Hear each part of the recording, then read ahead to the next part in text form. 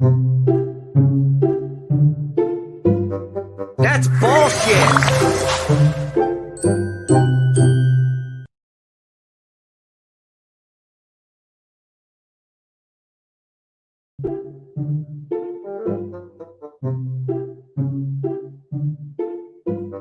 That's bullshit.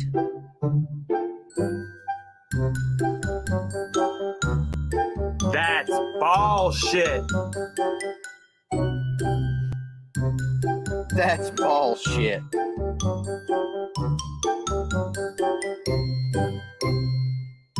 Hey, everybody. I see a few of you guys out there. Not too many. You know, it's always kind of an up and down thing on who's going to show up for these things. But here we are, another great Tuesday, another off-topic Tuesday. My birthday was yesterday, and this is a treat. I chose this week. It actually worked out well this week.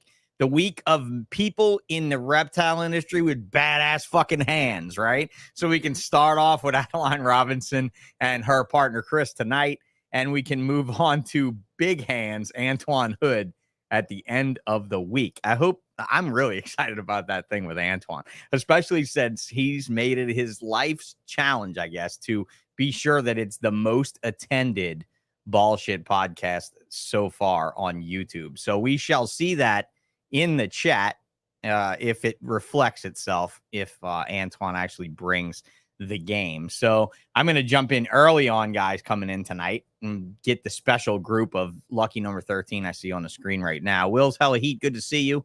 Joshua Strange Creations, Forward Motion, thanks for coming in. Shane says first. It's better than being last, bro. I don't know if you're first, but you're definitely not last, and that's always good. F&A Balls, good to see you too. CRM. Who else is up here that I missed? 4S's, Reptiler, Old World, good to see you all. Savage Constrictors, Ricky and Becca in the house. Fries, Critters, sorry, clicked on the wrong name there. Primitive Reptiles, Ricardo Guerrero, thank you guys for coming in. I'll go through the sponsors real quick and get all of this stuff out of the way while we get some more people stacked up in here. All right, Reptiles to you. Everybody that's shipping, oh, man. This is the shipping company to use. I mean, I'm not saying anything negative about any of the other ones other than they're just not this good. She is the best at her game, Debbie Price. Give it up for the main employee and manager of the company actually being one of the owners. When you ship with reptiles2u.com, you get that. Let's see, the coupon code. It's good until the end of the year, capital BALL0922. If any of you guys are shipping, especially a day of shipments where you have several, right? This code is good for 3 uses until now till the end of the year. And that is going to get you 20% off of their already low pricing off the entire day. Bravo Zulu, one of our other sponsors in the house. Jamie, thanks for the happy birthday wish. But back to Bravo Zulu saying she got to use her coupon code yesterday. And I hope you saved a bunch of money. And even if you don't keep saving that money with them, you'll at least sleep better when you ship your stuff off, knowing that if anything gets hung up, that Debbie's going to be all over that shit like white on rice. Actually, white on rice, is that a racial reference now? I don't know. It just isn't Facebook, so I don't think I'll get sidelined for that, but who knows? Reptilescu.com. Check them out. Morph Market. If you're not there, you're under a rock. I'm here, and I've actually been making great sales the last few days. So get on your Morph Market accounts, get them updated, update your photographs, your prices. By all means, update your shipping prices and raise them, because some of you guys are not getting enough money for shipping, and you're making the rest of us look bad, and we're still losing money. So update your shipping prices and get a little bit more with the times. SeaSerpents.com, the oldest and most loyal friend of mine that's a sponsor to this podcast. Chris Nettles, Rack Systems, Incubators, all that good shit. If you don't know the good stuff about Sea Serpents, you should order one up and check it out and see why it's awesome. Go visit my Exotics by Nature company. Speaking of this off-topic Tuesday, I've got quite a bit of shit up for sale, and more keep going up every single day. One of my interesting things that we just put up. Ooh, they're not up yet. I had anthills up today, and they sold immediately. I have a pair of 2-year-old anthills that I want to sell. Look out for them. usarc.org. I can't really say much else about usarc.org other than thank you for Phil Goss and all of his hard work. You guys need to get your asses over there and join. Because like we talked about this with Bob Vu on Friday, the pathetic number of actual USARC members that there were last year. Get on over there and join. Infinite Possible Pythons. You are about to be trumped by Bravo Zulu. Actually, I'm going to move her up. Bravo Zulu is going to trump all of you with the B. Rename yourself to a higher alphabet because that's the only way I could be fair to you in advertiser land. Bravo Zulu, thank you very much. Infinite Possible Pythons, Nathan, thank you. John Woodruff from Mad River, thank you a lot also. Reptile Collective, Steve Beamer. Ooh, he's got a Cayman on there this week. I like checking in with you guys every week to see what kind of cool shit you're posting on your stuff. I don't know what he's at. He's never going to be profit forward with this project, but it's absolutely awesome. Savages, they're in the house. Always awesome. Shane Kelly in the house. So great. So glad that you're still at 16.2K followers. Since I'm still not at 1K follower. Strange. Always great to have you here. And Adeline, I see her drinking out of this cup. I'm not even going to bring it on first. First, I'm going to show you her ad for the cup. Then I'm going to show you her drinking from the cup and to tell you that you don't make money when you're drinking from your product all the time. How are you doing, guys? I have here. Good. I laser and I'm drinking from my own product. Oh, that looks awesome. Yeah. Nice. And I was going to tell you that I could always work with you on the laser and CNC front because I kind of don't want to build cages. I kind of want to do more artsy shit, but whatever. You got to tell me where the money's at. Fun stuff. Shit, so hello, Adeline and Chris. Nice to meet you both because I've never met either of you. Or if I've met you, it's been at a show when we were both focused on other things. So probably. Tis a pleasure. Thank you for having me on. Doing good. Well? Yeah, nice and easy going. Had dinner, just relaxing now and hanging out. So excited to chat. All right. Well, that leads me to my very first amazing question. How do you find out when and when not to turn on the hands? Like, when do you know when to draw? You feel like drawing, but then I know a lot of artists. I was married to an artist for many years, and I know that whenever money is involved and art is involved, that sometimes you just don't have the fucking drive to do it. So how do you do it? Amen to that. It kind of depends on the project. So I have steadily kind of been working on trying to figure out time management, because I tend to overbook myself. I tend to get really excited. I hate saying no to anybody. So anytime anybody's like, hey, I have an idea or I have a project, can you help me with it? I'm like, yes, I'll help you with it. And then next thing I knew, I had about 10 projects going at the same time. And I was like, oh my God, I don't know how. And you look to Chris, and Chris is like, dude, I can't help you with that. Help I can me. sell stickers. He's like, I'll hold you while you cry, but you have to draw. That's it. That's it. So I'm learning to try to space out my projects a little bit more. So I've got downtime in between. I can catch my breath. I can work on personal stuff. My favorite thing to do for personal artwork is traditional work. So with the Copic markers and whatnot. So that's stuff that I work on in between commissions typically, and I'm hoping to be able to do more of that this winter. So I've been slowly working through a method to try to get. Ultimately, you'll find yourself eaten up with commissions, right? And not enough time to produce anything commercial for everyone. And what most people would be like, oh man, with a commission, she gets so much money. But then wait a minute, right? Can't you market the non-commission pieces to so many other places? Or that's Chris's department. So awesome. Well, that was like really eating at me because I got the answer I wanted in the earliest part of the show. We can get into that detail a little bit more later on, because ultimately that's it, time management. And that's my problem, because I'm working at the speed of machines. You're working at the speed of your hands. I'm finding out some things about that when people are like, oh, I want a US ARC sign and I want it to be. And I'm like, oh, you want it to be, but it's not going to be, because once I draw it, I can make 100 of them. But every time you ask me to redraw it, that's it.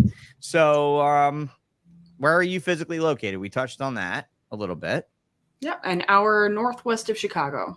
Okay, so we would have maybe seen you. Chris mentioned to me that you guys were, frequenting the Tinley Park shows before your art really hit the scene.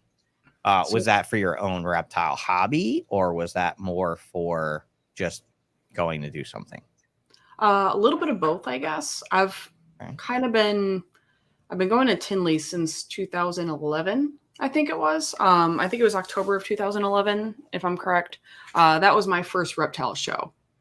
So quite an introduction to like the reptile industry. I had been keeping since I was little and on and off just growing up. And then I found out that like, oh, there's actually a show. And a friend of mine, she'd been trying to a big giant motherfucking show. Yeah. By that time, not by 2011, just a show. Yeah, huge not just show. a show, but the show. Yes. In the and I felt so spoiled because for many years, due to work and working for other people and working at pet stores and whatnot, I never had gotten to any shows outside of Tinley and Sewerfest. I just went to those two local shows for years. And so I kind of assumed that they were all like Tinley.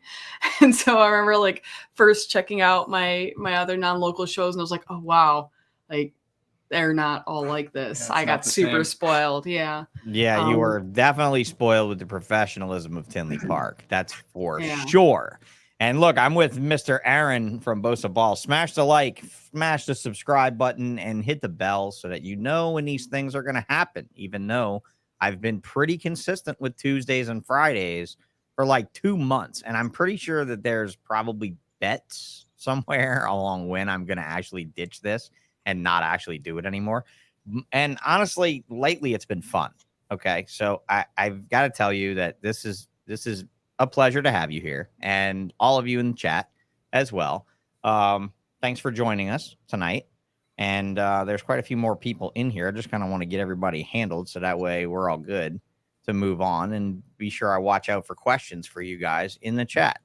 So yeah, Dan's here. He's got to teach a class tonight. Hopefully it's not that important and you can pay more attention to us. Hopefully it's a class on art and you can play this shit and be like, all right, guys, you know what it's like to be an artist. Here it is.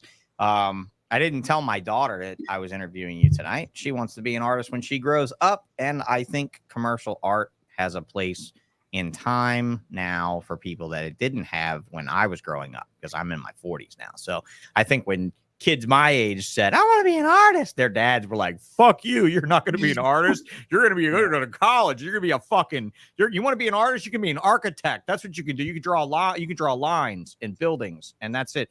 But now I tell her, like, she's 10, so she's got time, but I could tell her more about commercial art and how there is a place for it, both, working for a big company or working for yourself. Like you, were you doing this with your life prior? Like, what were you doing with your time, while you had this talent, obviously, what were you doing with your time employment wise? So I've been working since I was 14 at family-owned pet stores. So I started at an aquatics shop for 8 years and worked at the Wildlife Discovery Center and basically helped become a wildlife educator and caretaker over there. So there's a really cool collection of, at the time, we had a lot of venomous snakes and crocodilians and cool stuff. It still has a lot of really awesome animals there. And then ended up working at Birds and Bees Pet Shop in Crystal Lake and pretty much spent all of my career working with animals. Okay. So working with animals is always fun, but we don't have to even talk about what kind of money situation that is, because I was there too. I've been in the pet industry as long as you, from age 14, working in a fish store, primarily saltwater, and moving my way up. And ultimately owning stores since, owned a reptile store for 10 years, owned a fish store for 4 years. Quite a few things have gone, past me. And no matter how much time I spent being underpaid to work these jobs, I still cannot fucking draw. So you obviously didn't learn it there. So it was a talent you'd had all along. And,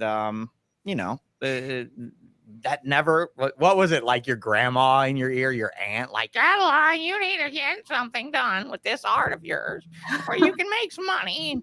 I mean, look, my cousin went to college for computer art, and ultimately in 1999 his buddy tapped him on the shoulder and said, hey bro, you want me to teach you how to build these website things?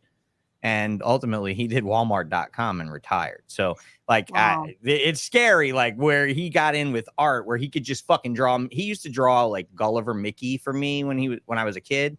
he'd whip out like Gulliver Mickey in a heartbeat. And he ultimately got a job working for the company that designed the watch faces for Fossil watches. And he headed up the Mickey Mouse, you know, the Disney Fossil series, and then got hired in the website design. And I'm like, wow, dude, like your art took you here and here and here and there. And I thought my snakes took me everywhere, but not nearly as far as it took him. So at what point did you just shake yourself to this realization that you had a skill that everybody wanted to be a part of? I didn't. This one did. Okay. All right, Chris, here you go. Stop being quiet and get on the mic. We got to get you your own mic. I had been drawing since I was little, and I did a lot in high school, but then I stopped because I was working at the pet stores. You know, I didn't have time for that. So I was like, yeah, I'm working with animals all day. I need to draw, like, stupid. So I would like doodle maybe like a couple times a year or something. And I would do like little drawings for him here and there, for friends or whatever. And I was going to try to go to school for business management because all I had ever known was pet stores. And I was like, well, eventually. And none of us know how to manage a fucking thing. So you're right. You're right. That'd be a good start. Well, yeah, I need to like learn how to do this. And I have a lot of difficulty with math. And I was stressing out and freaking out one night. I was like sitting in the living room, just distraught, trying to figure out what I was going to do. And then this one. I was drunk and I just yelled at her. Awesome, dude, because you saw it the whole time, right? Yeah. Are you like me? Can you draw a stick figure? Maybe. I was like, what are you bitching about? And she's like, she just went off about school and how she doesn't like it and blah, blah. And I was like, why aren't you going to school for art? She's like, because there's no money in art. I'm like, there's no money in art for people that aren't artists. You know, like. There's money in art for people that die after, painting a bunch of shit that doesn't make sense. That's one thing, There's a lot of different ways you can go about it, but it was right. And don't get me wrong, what she was going for was a good thing to be going to school for, but it didn't make. Drunk Chris thought it'd be better if I yelled at her and told her to go to school for art. So like, well, hopefully she's appreciative of it. Yeah. I mean, I don't know. I am because honestly, I wouldn't have even considered it because I didn't think it was anything interesting. Okay. So how long have you been in that scene, Chris? How long have you been in her face about shit? How long have you guys been together? I don't even know. Come on, you've been beating your head against the wall trying to get her to make money with her art. You got to know. Well, we've been kind of doing this now for like 3-4 years ish, maybe a little longer. We've been hanging out and best friends now since 2014 ish. That's good.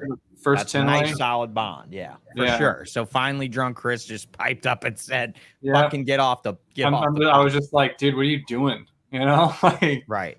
Well, I see mad skill, and I see a mad skill there that could transcend a lot of things if time management and business management all becomes part of it. There's a reason maybe that we've never seen an artist get a real solid foothold in the reptile industry because of that, right? I mean, you've got one of the best carvers I've ever met, Ben Grishaw, who's a pastor at a church, and he does that on his side time. Then you got Tell Hicks, who does that. Well, did. I don't even know if he's still at it since I know he was injured a few years ago. Actually still is, which is insane to me. Well, it was a very crazy thing that he rolled out of his bed and became a spinal cord patient along with me a few years ago. And that was something that I couldn't imagine having that happen. Like I did a lot, but I still do a lot. You know what I mean? But my whole entire art, my whole passion, my whole life's blood wasn't removed from me when I got hurt. So when Tell got hurt, I was really thrown back from that. But, really, like if I try to think of someone else in the hobby that's really been strong at commercializing art, I'm kind of at a loss. I mean, am I forgetting anyone? Like, really? Am I forgetting a Ben Grishaw and Tell Hicks is like the only real solid mainstays on art in reptiles that we know of. And then, like, you used to have some other guys. Joel Freesh used to be around doing character creations and stuff. That was really cool. He did like busts of he was a creature creator for Hollywood, and so he did 3-dimensional busts of iguanas and stuff that were like zoo quality. Cool. Joel Freesh is his name, Freisch, I think. Yeah, and I mean he's still around. I just don't think he is in the scene with it because nobody really hit it this hard. Like, and honestly, I'm pretty impressed with how stickers sell and how, you know, things like that actually move. So Chris has been you've been a big part of that movement to commercialize her art. I help. I want to hear more about that. I'm trying to think how it started. Really, just she started drawing it, and what we would do is we would just photo it. One day, actually, how it all kind of started is this was 2019, I want to say, early 19, when you started drawing, and I was like, dude, why don't we make copies of these? Like, why don't we make some prints? We never thought about it. So I went and brought them to the studio and just photographed them, and then went and cut them out and then put them all in white so they all look exactly the same. So if you make prints, you know, they're not going to be different white backgrounds, because no matter what, because there's a process there. I mean, Yep. there's a science to making a print of an art Yep. piece where your white balance is right and your inks all print the same color as the markers, and that's obviously not a simple process. No, but that's what I did for a living for years. Is I was a studio photographer where I just shot product all day, every day, and did the best you can to make it look exactly the way it was in real life. Okay. So I was able to do it pretty easily. So good. That was a good marriage of two skills right there. Yeah. Then. Yeah. Good. So that's kind of how it happened. Sets. Okay. And we just started. We made some prints, and it's kind of funny because when we first started, when we'd order prints, we'd order 5. You know, 5 of each. Yeah. Now what's that? What's that order now? Now usually when she orders one, we'll start with 20, and then we'll usually it's like 50, but the first edition ones are 20.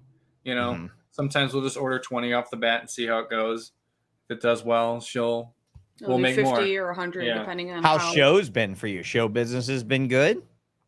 Yeah, we've been pretty busy. We got. I like those alternative things at shows, because it's the thing that the wife gets. It's the thing that the child gets a hold of that they couldn't have live. It's something that it's very different. A lot of people go there and it's zoo time, you know. Dude, we started bringing 3D printers to the local shows here and just printing up just articulated bullshit. Oh, there's so many people now, you know. 3D and printers.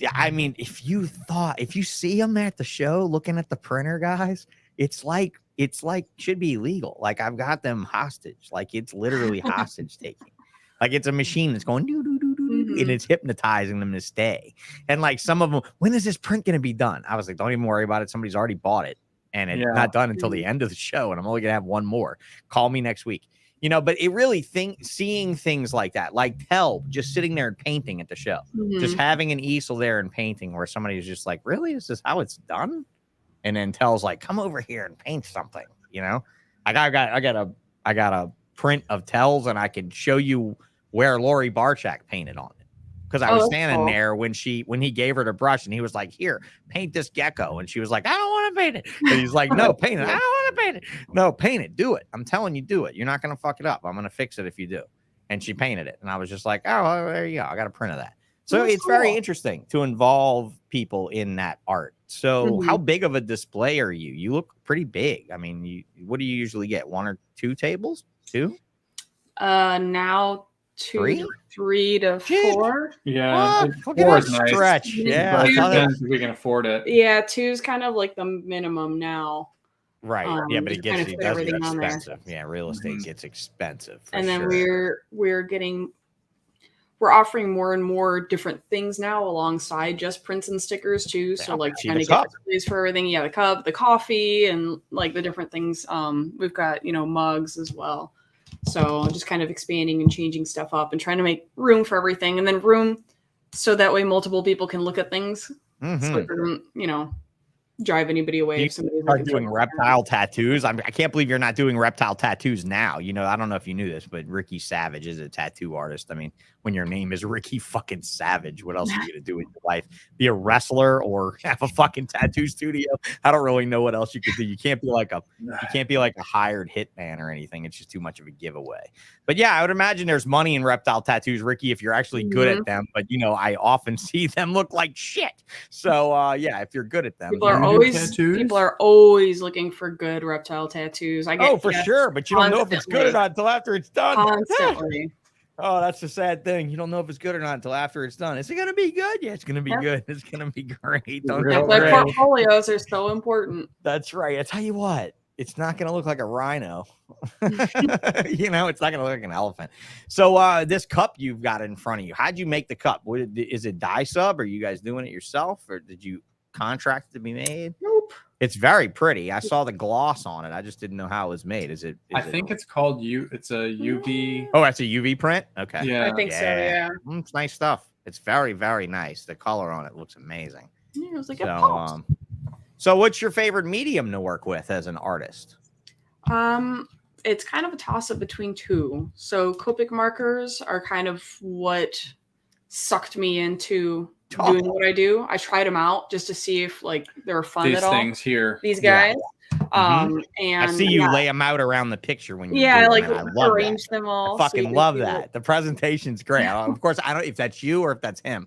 I don't know. No, I'm that sorry, ain't- Chris. That ain't That's me, not dude. you. No. That's marketing, bro. That's marketing. Yeah. I don't want to. I'm not trying to discount. I'm trying to give both of you guys equal credit where credit is due. Since I heard about this dress you were wearing in Daytona, and Chris obviously wasn't wearing a matching dress because I didn't hear about. I did Chris's try it dress. on. I did try it He on. helped You me did figure try it out how on? to Yeah. get into Well, look, it. if you have those photos, we'll link Yeah. those in the description, and No, they're out I'll there. get extra hits. I'll get Yeah, extra they're hits for that. somewhere. Well, Mike's here. He says, "Hey, y'alls." Hey, Hey, From Mike. down the Hey. street, Uncle Mike is in Yeah, the yeah. house. Mike. One of the most Mike. lovable guys in the reptile industry that I've seen amazing. to date. So you've got all these people like Mike's monitors and like I'm sure Ty Parks and a few other people that are like, "Hey, will you draw this for me?"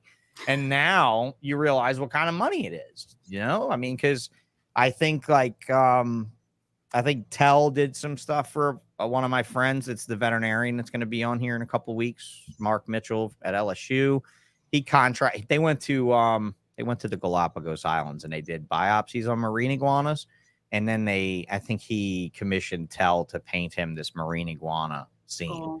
from a photo. And it was beautiful. Like it was amazing. So, and I've seen so much of that. Does Daytona still have an art show? Mhm. It does. Okay. Yeah, they didn't So- have it in 2020, but they I know it's been sporadic they- over the they years. did this Wayne has year done for the first time since. Okay, and you were involved, I hope. I put a couple pieces in it. Okay, because it's always been the same few guys, right?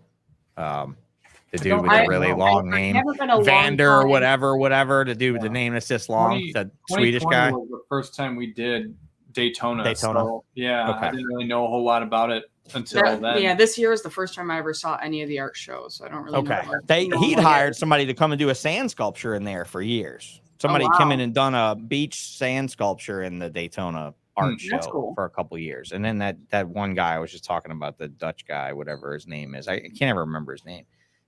Carl von. I don't know. Oh, Carl Brest Van Kempen. There you go, Carl Brest Van Kempen. There you go. I'm terrible at it, but his Carl art is Blair. I've Yeah, never man. met him, Yeah, but one there of you his go. originals was there, so that was really cool to see. I should have bought the I love his original. I work. almost bought the day I stood in front of it for like 4 hours, and it was he had painted a female Pomilio carrying her babies up a tree Oh, that's in cool. perspective, looking down to where the Yeah. tree was like, oh, it was incredible. But I mean, it was also an incredible amount of money. Okay, so Yeah. drawing with the Copic markers, and then so what else? What's your other? I You said enjoy you acrylic normally painting as do. well. I just don't get to do it often. So when I Takes do, a lot more time. time and honestly, it's just kind of been like time, space, trying to get things done. I just haven't been able to get to it as much as I would have liked. I did do an acrylic piece, a collab with Russ Gurley for the Tinley auction. So that was a lot of fun because I hadn't painted in multiple years. Mm. So being able to do that again was a blast. That's pretty cool. And Russ is also a stellar guy that Yes, I need he's to got get on this podcast. I need to get a amazing, hold of amazing Russ. work. Yes, indeed. All right. Well, look, I mean, I'm gonna look in on some of your stuff here. All right. Yeah. I'm gonna open up your I've been looking at this cup twirling around because I like cups, you know, and that's part of my thing here. This week I was talking about lining up the markers around the thing. It's such a really killer presentation the way you're doing this.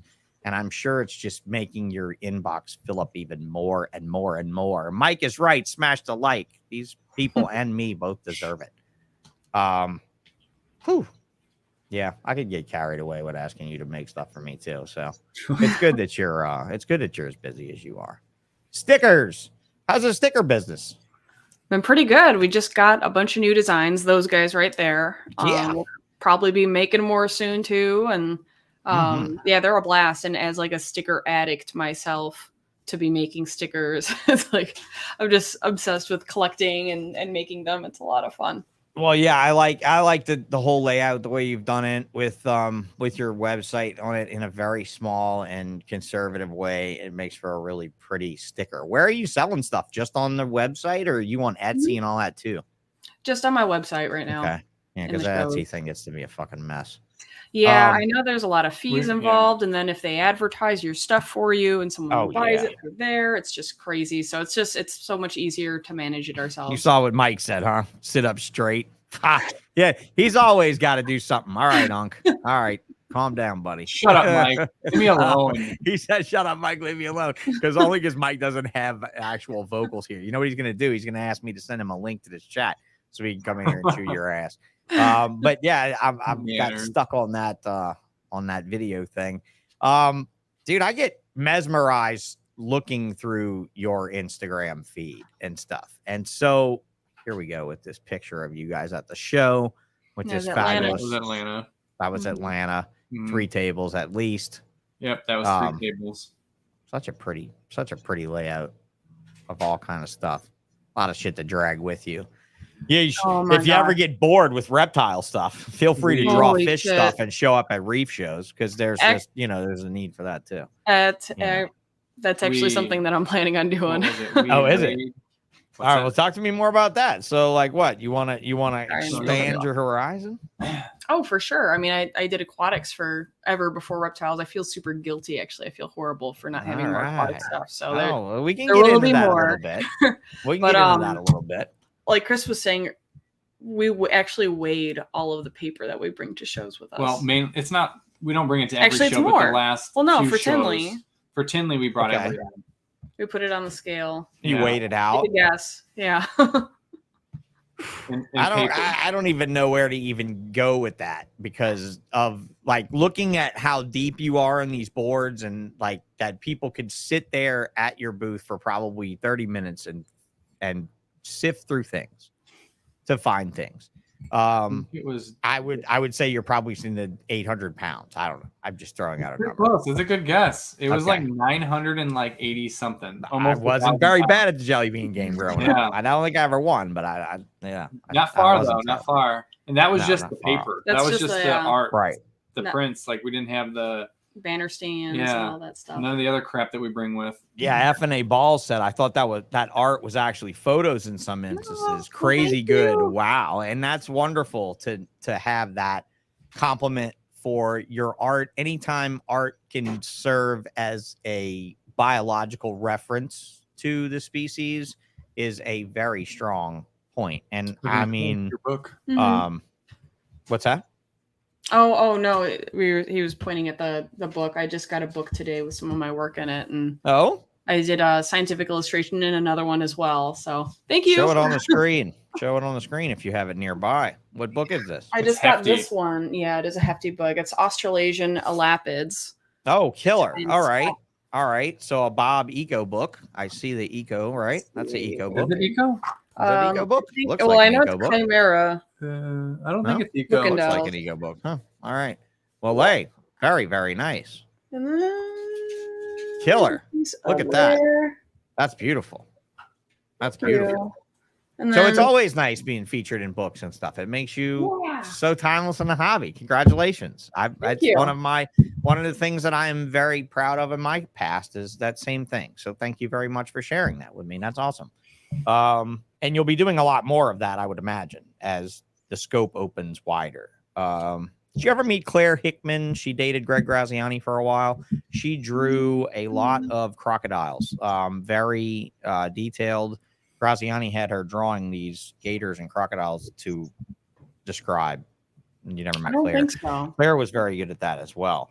Black and white, drawings of scalation, very accurate, highly accurate. And so I admire that, because I think there's going to be a huge need for that in the future to continue to describe some of these animals that just don't have good descriptions in books. Mm-hmm. So I want to go back to your reptile hobby a little bit, though. Since you said you feel so guilty about being a reptile focused artist now over aquatics, I just want to touch, where are you guys in the reptile hobby of things now? I talked about it a little bit pre-show, but you have livestock, but you've said you've been downsizing. Mm-hmm. Where's your focus? The reason why we've downsized is because my focus has been on the business and on artwork. And we've been traveling so much. So that's been the difficult thing, is having a large collection when you're on the road most of the time and you don't always have somebody to help manage it. We were in Indiana for a couple of years. Actually, when I started doing this, I was in Indiana and I didn't really have anybody super local that I was able to just like leave at a moment's notice to a show and then have them watch my stuff. So I started How much stuff downsizing. did you have? Then. I mean, Pet Shop Girl obviously had a house full of shit, right? Yeah, a lot then. A lot. Yeah. I mean, we used to have like Amazons, emeralds. I was breeding Ackies. We had a little bit of almost everything with the tree monitors, the geckos, we had gastros. 7+ tree monitors at the time. Oh shit! Okay, Yeah. so your heat light bill was pretty significant. Indiana wasn't bad though. Wasn't bad in Indiana. It wasn't too bad, actually. But overall, yes. And so just with having to, there's a new show coming up, or a show over here that we didn't know about that we want to go to. Now we got a plan to find someone to watch the house. Isn't it funny that you anchored yourself down with the thing that all of us are stuck with, but yet you don't have to have that. You can just pack your shit up and keep it nicely temperature controlled and humidity controlled. Oh, I think about leave that it the all fuck the alone. time. And you don't have to unpack and repack and check for mites and do all that shit. And I can stop for dinner on the way back from a show. You can stop for dinner. You can stop for you can just straight up say fuck unloading the truck right now if you're in the middle of done that many times. It usually takes a couple days after a show for us to unload anything, or we'll stop and go herping. Like we'll do whatever. Dude, I just did my first aquatic show last weekend, and I did it all with gear I'm making out of acrylic and PVC. I didn't unload the car till fucking Tuesday. It was amazing. I drove around. My kid was like, "Can we go?" I was like, "No, baby, I'm sorry. I forgot to unload the car. I don't have no room. You can't sit in the back." Oh man, we can't go. Yep, that was it. It was crazy how neat it was to not have to unload that shit immediately. Yeah, and all that. So you're focused on all of these other like fairly high end but high attention animals. Like if you're doing emeralds and basins and things, if you're doing corralis boas, if you're doing tree monitors, you're not exactly like able to just fuck off, right? Like if you're doing ball pythons and corn snakes, you can fuck off. Like you can literally be like, "Oh yeah, I'm not going home next week." They'll be fine. I'll have somebody water them. But with things like that, I mean, we know Mike and how he's dedicated his basement to being his little zoo. But yeah, that could be a lot. That could be a lot to manage, and especially when it is this both of your full-time thing now? Yep. Okay, so you're both focused on the art business and the collection aside. Yeah. So at that point, you were doing nothing but drawing, and he was probably doing nothing but cleaning cages. Trophy husband. Trophy husband. That's it. What's that? Trophy husband? Yeah. Got you. Well, I mean, you guys actually seem like a pretty good fit, as far as the work, the worry, the him haw. It seems to be fairly balanced with the two of you, where you could really make this business something. So I would say definitely keep the animals to a minimum. But I would have probably tried to get you to do that all along. Anyway. It's hard because we go to these shows and then you'll see something like, shit. Yep. I want that. Or you have one of us saying, "Hey, if you draw me a picture, I'll trade you." And I'm like, sorry. Hey. Like I'd love to start doing like lychees. Oh, we've had like cool trade requests too, but I'm like, I just can't dedicate. Can't do it right now. So we've got 2 pairs of tree monitors and then the breeding group of gargs. I just listed a bunch of babies online. So how many gargs is in that breeding group? 4. Okay, so not terrible. No, it's super easy. It's amazing now because this is the least amount of animals I've ever had. And so like just going through in the mornings and just misting everything. Yet the most amount of animal interaction with people in the industry than you've ever had. Isn't that funny how that went? Yeah. Very different than what most people have gone through. You know, now a bunch of ball python people are going to be like, I can draw a little. Maybe I can get an edge. Oh, go ahead and do it. Go ahead and do it. I'm sure she would like a break. This is one of those moments when, you know, you're just like, you know, if you think you can do it better or you think you can do it just as good, by all means, please come and do it because I could use a little bit of a break. Well, I So what do you? celebrate art from everybody because everybody does it differently. Even people that do That's stuff true. in a similar style, it's still different. Like It's still very, very different. And dude, the one thing you could do to get my money out of my pocket at an auction is stuff like this. You know, like stuff like this. That's what got my money out of my pocket at an auction for sure. I mean, I can't, like, I've got rocks, painted rocks, all the river stones from NARBC that Ty didn't buy. Oh, nice. oh yeah, cool. So all of these that she painted, and of course I covered up some of her writing with Velcro so they wouldn't scratch up everything they sit on, but you know, it's still good underneath. But yeah, I've got like what 2, 4, 6, 8, 10 or so of these Oh, nice. of years. And that's when Ty stopped going to shows. As soon as Ty stopped going, I could buy all the cool shit. I did a parenti for the last Daytona, a parenti on a rock, and the process videos online too. That one. It was fun. I'd never painted on a rock before. I was like, oh, yeah, I thought it was cool. Yeah. Oh, so that one I just showed you, the Gila on that big rock, I got that in Anaheim NARBC, and they did not want to let me. No, it wasn't Anaheim. That was Tinley Park. They did not want to let me fly back with that rock. really?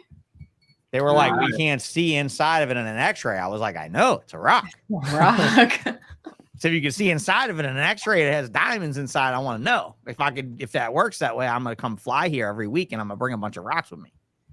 If y'all can tell me what's inside of them without opening You them. can't see inside. And they were like, well, we can't really. And I was like, take the fucking rock out of the suitcase and look at it and tell me that you think I'm going to leave that rock behind. And she unwrapped it and it was hand painted with all that shit. And she's like, oh, I see. And I was like, yeah, it's fine. You want to buy it? How much did you pay for it? $400. $400 for a fucking rock? Yes. It was for a good cause. It didn't matter how much your rock was. And they did not want to let me take it back, but they did. They finally were just like, let him have it. It's fine. He's in a wheelchair. He's not going to be able to reach up there and get it to beat this steward or to try to send it over to heaven anyway. Right? He won't be able to reach the fucking bag anyway. Just put it in there. Oh, man. So yeah, they let me take it. But yeah, how much did that rock sell for with the perennial? I don't even know. I don't even know. Yeah. Yeah, Man, you're that's a not great even- You didn't really question. pay You gotta attention. pay attention to that. Yeah, I You was gotta in a fucking silent make auction, people so- and go Yeah, I beat was- people. Oh, it was in I a was silent running auction. around. Ah, Oh no, Yeah. who did it? It went to somebody that we knew. I don't remember who. oh, though. okay. That would have been me though. Silent auction would have been me picking it up, picking it off like picking it off like flies. I don't remember who did it. So what has been your favorite show you've gone to so far? You're gonna say Tinley because it's like right around the corner, and Tinley, Daytona's a lot of fun because it's Daytona's fun. in Daytona. And as a Midwestern person, anytime I can enjoy by the beach beach and the or ocean. and be by the warmth. It's and like then, Tinley. It's Tinley with a beach. It's I not like say Tinley, that we but- all petition Wayne, as long as you guys don't ask me to make do the impression of him. I will petition Wayne for all of us to move the show. We need to get him to move the show, like out of Florida, but keep it on the coast. Like keep it, like go just a little bit up. Like you can't find a place in South Carolina or someplace that we can all fly into that's beach friendly in the summer. Like there's got to be a place that's reptile friendly that we can go to.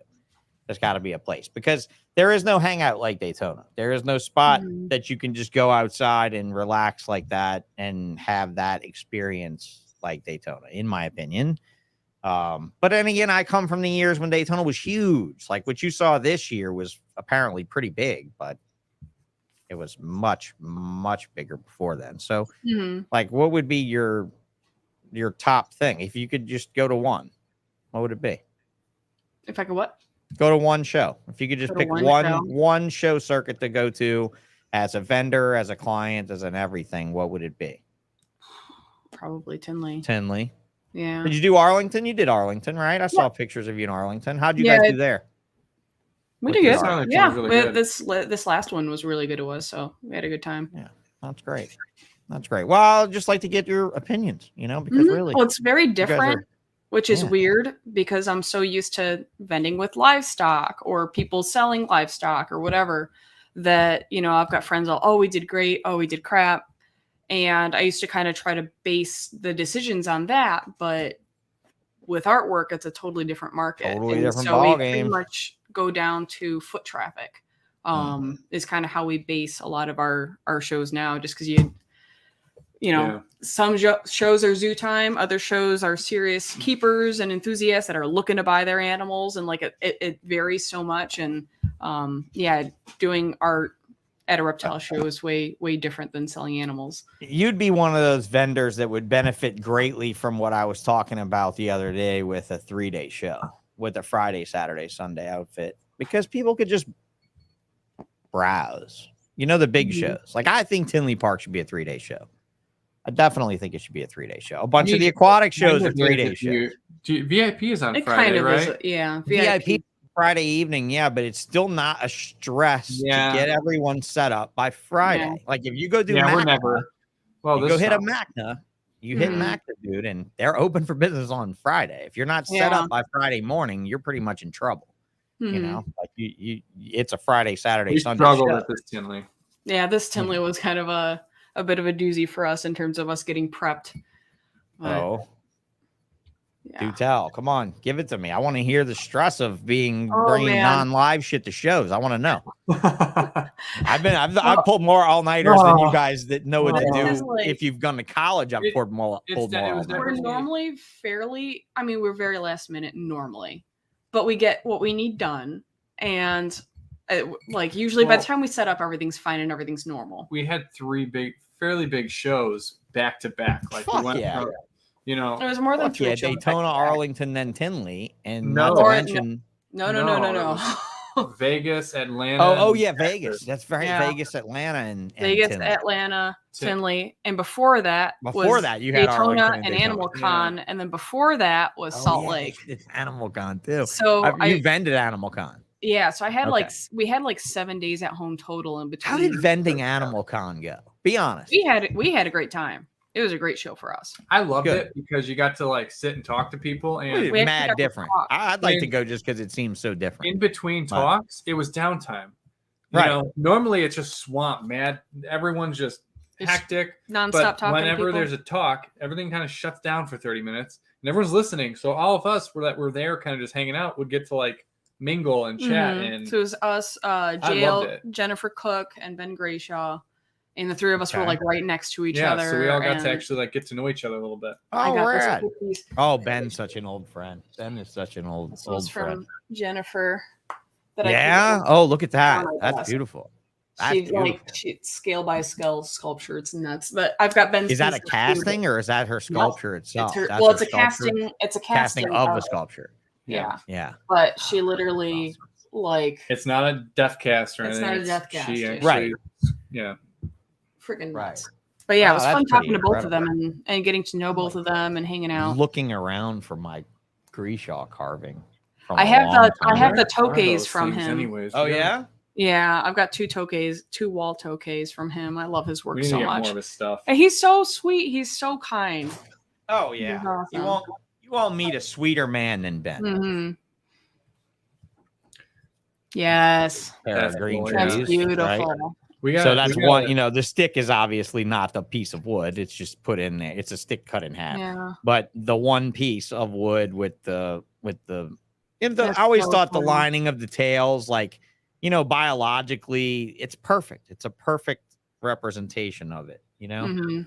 And then, like, I mean, my friend Raina, she does the Chicago show. Have you seen her sculptures with like Yes. the The right? You've paper seen mache. Raina's stuff? Yeah. Yeah, Raina does some cool Yeah, stuff. I stopped her one year. I was like, "Hey, I have to stop you. Your stuff is really awesome. Can we be friends?" Check this out. Oh, the you green got one? screen. The green screen's fucking it up. It's a Parsons chameleon. Oh, I Yeah. was like, My what the green hell screen am I looking setting. at, dude? So is much green awesome. screen. Yeah, this is Yeah. incredible piece from her. Okay, the green screen The makes green it screen, really yep. cool. Doesn't Yeah, it? looks really cool. Right? Oh, I was messing around with the laser earlier, doing some signage for Mike Jolliffe, who's a venomous guy. Mhm. He does mostly cobras. and everything. And his logo, he's always been a big G.I. Joe fan, you know, like all his tattoos on him are all G.I. Joe related type things, you know.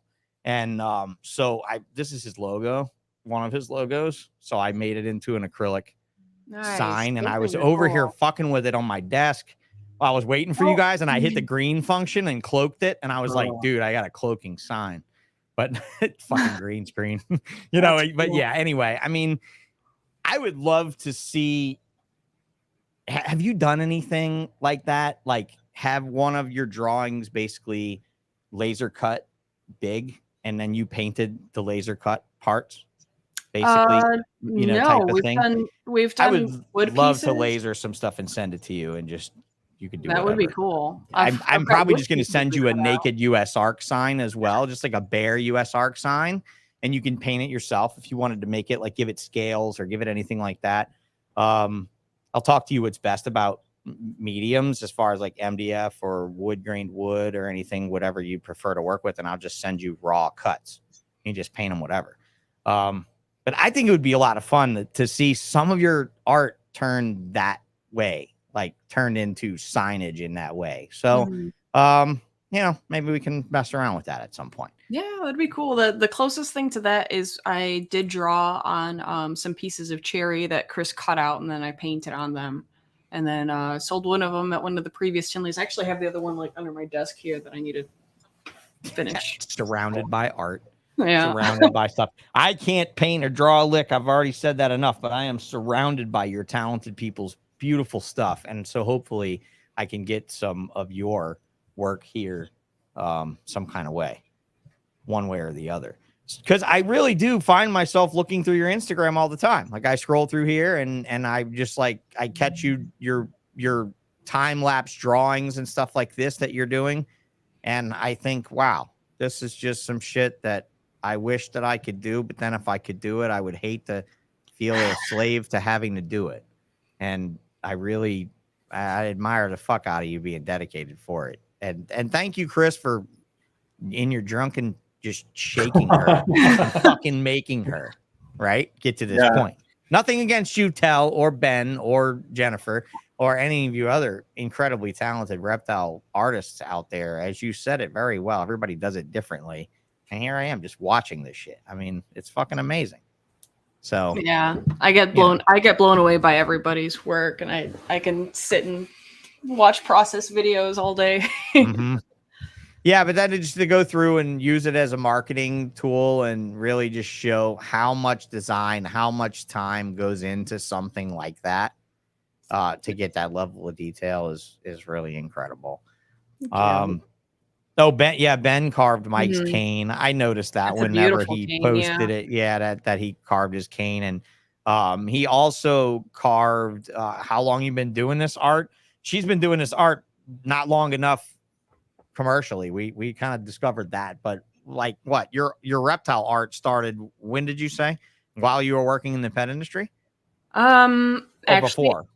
After, right. Much yes. after. So the way it started was Chris was encouraging me, but both of us had gotten jobs at a auction house in Indiana, out of state, and so I left the pet store, which I was like, it was one of the hardest decisions I felt like I had ever made because I loved it so much and it was everything I knew. Everybody there, I'm still super close, and you know they're amazing. They're a local shop, and I'm close with everybody there. Birds still. and Beasts. Birds and Beasts Pet Shop. Birds and Bees. Yes. And where is that? In Crystal Lake, Illinois. Crystal Lake, Illinois. All right. I'll plug the Birds and Bees. So they're amazing. And leaving was really tough, but I was like, okay, well, you know, I've got a job offer as a graphic designer, you know, a salaried job offer. He was the photographer. So we're like, okay, it's a grown-up job. Like I'll be making grown-up money and I need to do this. So we ended up moving out of state. And the first 6 months working for them was great. And then after that, it went downhill really fast. The pair of you together? Yeah. Well, yeah, both of us were. Both you and Chris together. But you guys were together at the time. Yeah. And we worked there as well. That's very interesting. So he was doing the photography and I was doing the graphic designing. So I was doing catalogs and flyers and banners and postcards and all that stuff. And it sucked the life out of me. Not the work itself, but just the environment. It was just super toxic and not good to be around. Yeah. And I really missed the reptile industry, and I missed everybody that I knew that I moved away from. You know, like Tinley's where my Christmas and my, you know, New Year's and birthday combined, and all my friends that, you know, I knew, we were all connected by this love of animals and reptiles. And this was the first time I was taken away from that. And, you know, I was stuck in a job that I didn't like, and it was killing me. So I had it. And, you know, I was drawing a little bit on the side after work, and a little bit turned into staying up till like 2 a.m. working on stuff after work, which turned into getting commissioned by friends in the reptile industry to draw their animals. And the next thing I knew, I was actually making more after work than I was at work. And so I decided to quit at that point, because I was like, why am I going somewhere that I hate, you know, that makes me want to, you know, lose my mind, when I could be doing something I enjoy and I'll have more time to be able to dedicate to it and to be able to do it. And that was February of 2020, right before everything went down. Yeah, well, yeah, right before everything went down. And what, did you feel you made a bad decision though? I mean, like, what did, No. you know, the downtime was probably very good for you. It was scary. Actually, kind of the most difficult parts about it was at that point, I put everything I had into inventory for what was going to be like our first show, our first Tinley with artwork. So I sunk and that could probably now obviously that pales in comparison now, but give me an idea of the figure that was. When you went to the first Tinley Park show, how much of a chunk did you have to faithfully bite off to do that? Like, in other words, you were just like, it cost me fucking $5,000 worth of materials to get to that show, and I was like on a hope and a prayer, and it was all the money. Over $2,000 we invested in the prints. I literally don't remember, so I'm like, because we didn't really have an idea of where to get stuff. We didn't know how to source things yet, so we were buying. That's true. We were paying a lot more than, you know. We weren't. I'm sure where you're at money now at all. Like, there was no money made on art because, you know, you have to sell it for $60 to try to make money on a print, and no one would buy it. So you'd mark it down to, you try to sell it for 30, and you're making a couple of bucks on certain ones, and then so we were still learning at that point. But we just put a lot into it, and then I got sick and it got canceled, and then, you know, I was like, oh my god, what are we gonna do? And then I just thought, well, why not live stream every day and just draw with people? Because there's a lot of people that live alone. Like, I'm lucky enough to have him with me and the animals, and I don't feel lonely. Lucky is a strong word. I know a lot of people. I truly love your personality, dude. We are polar fucking opposites, me and you. We probably get along great. But yeah, I get it. Like, you've said it. You've said it. She doesn't really need to give you much more credit there. I mean, I think the joke is more or less on you on that one, because I think you are a valuable part of this team, and I think that your comedy on the side of being the drunken, you know, misguided I'm just like trophy husband, as you said, trophy husband, in a very nonchalant sort of way, that we could actually think that you are valuable to this operation. And look, I mean, you guys are growing this business and growing this thing, and still only 2 years in, roughly. I mean, that's fucking great. That's great. I'm going to go back to my screen sharing when I show, like, I was looking at this. So look, obviously a much smaller display at this show, right? So like, I mean, we can probably dial back and go back in time. Or not Ballpark. And find less and less and less that you set up and watch you grow along the way. There's the rock. There's a rock. There's the rock. Yeah, I'd have bought that motherfucker. Yeah, I'd have bought that. Whoever got that would not have got that if I was at that show. But yeah, I would have literally had a silent auction. I would have had one of my helpers stand by this rock the entire time and write prices on it as people write prices on it. Like, just stand there. Be like, you stand here by this rock and you stand here by this thing. And every time somebody writes on there, just you write above it or below it. Because I'm absolutely that kind of a person when it comes to this kind of shit. I'm a sucker, man. I'm a sucker. So talk to me about Aquatics so we can get rid of the last 19 people that are in here. Where was you said that was your first passion, obviously, from from a color standpoint and an overall variability standpoint, aquatics, they doesn't get much better than that in my book. But where were you in aquatics? Freshwater, saltwater? What was your thing? Primarily freshwater. Okay. For the most part. My parents had a lot of aquariums before I was born and while I was little, so I grew up with them in the house. My uncle worked at the Shed Aquarium in Brookfield Zoo, and he had his own pet store. Bob got that one. I was gonna say Bob Ashley got. Bob Ashley got this. Yeah, I would imagine that Bob Ashley would have this. 31, Yeah. $3,000. Yeah, $3,000. I wouldn't have won it, but I would have definitely jacked him up. I would have bid against him just to get more money for US Art.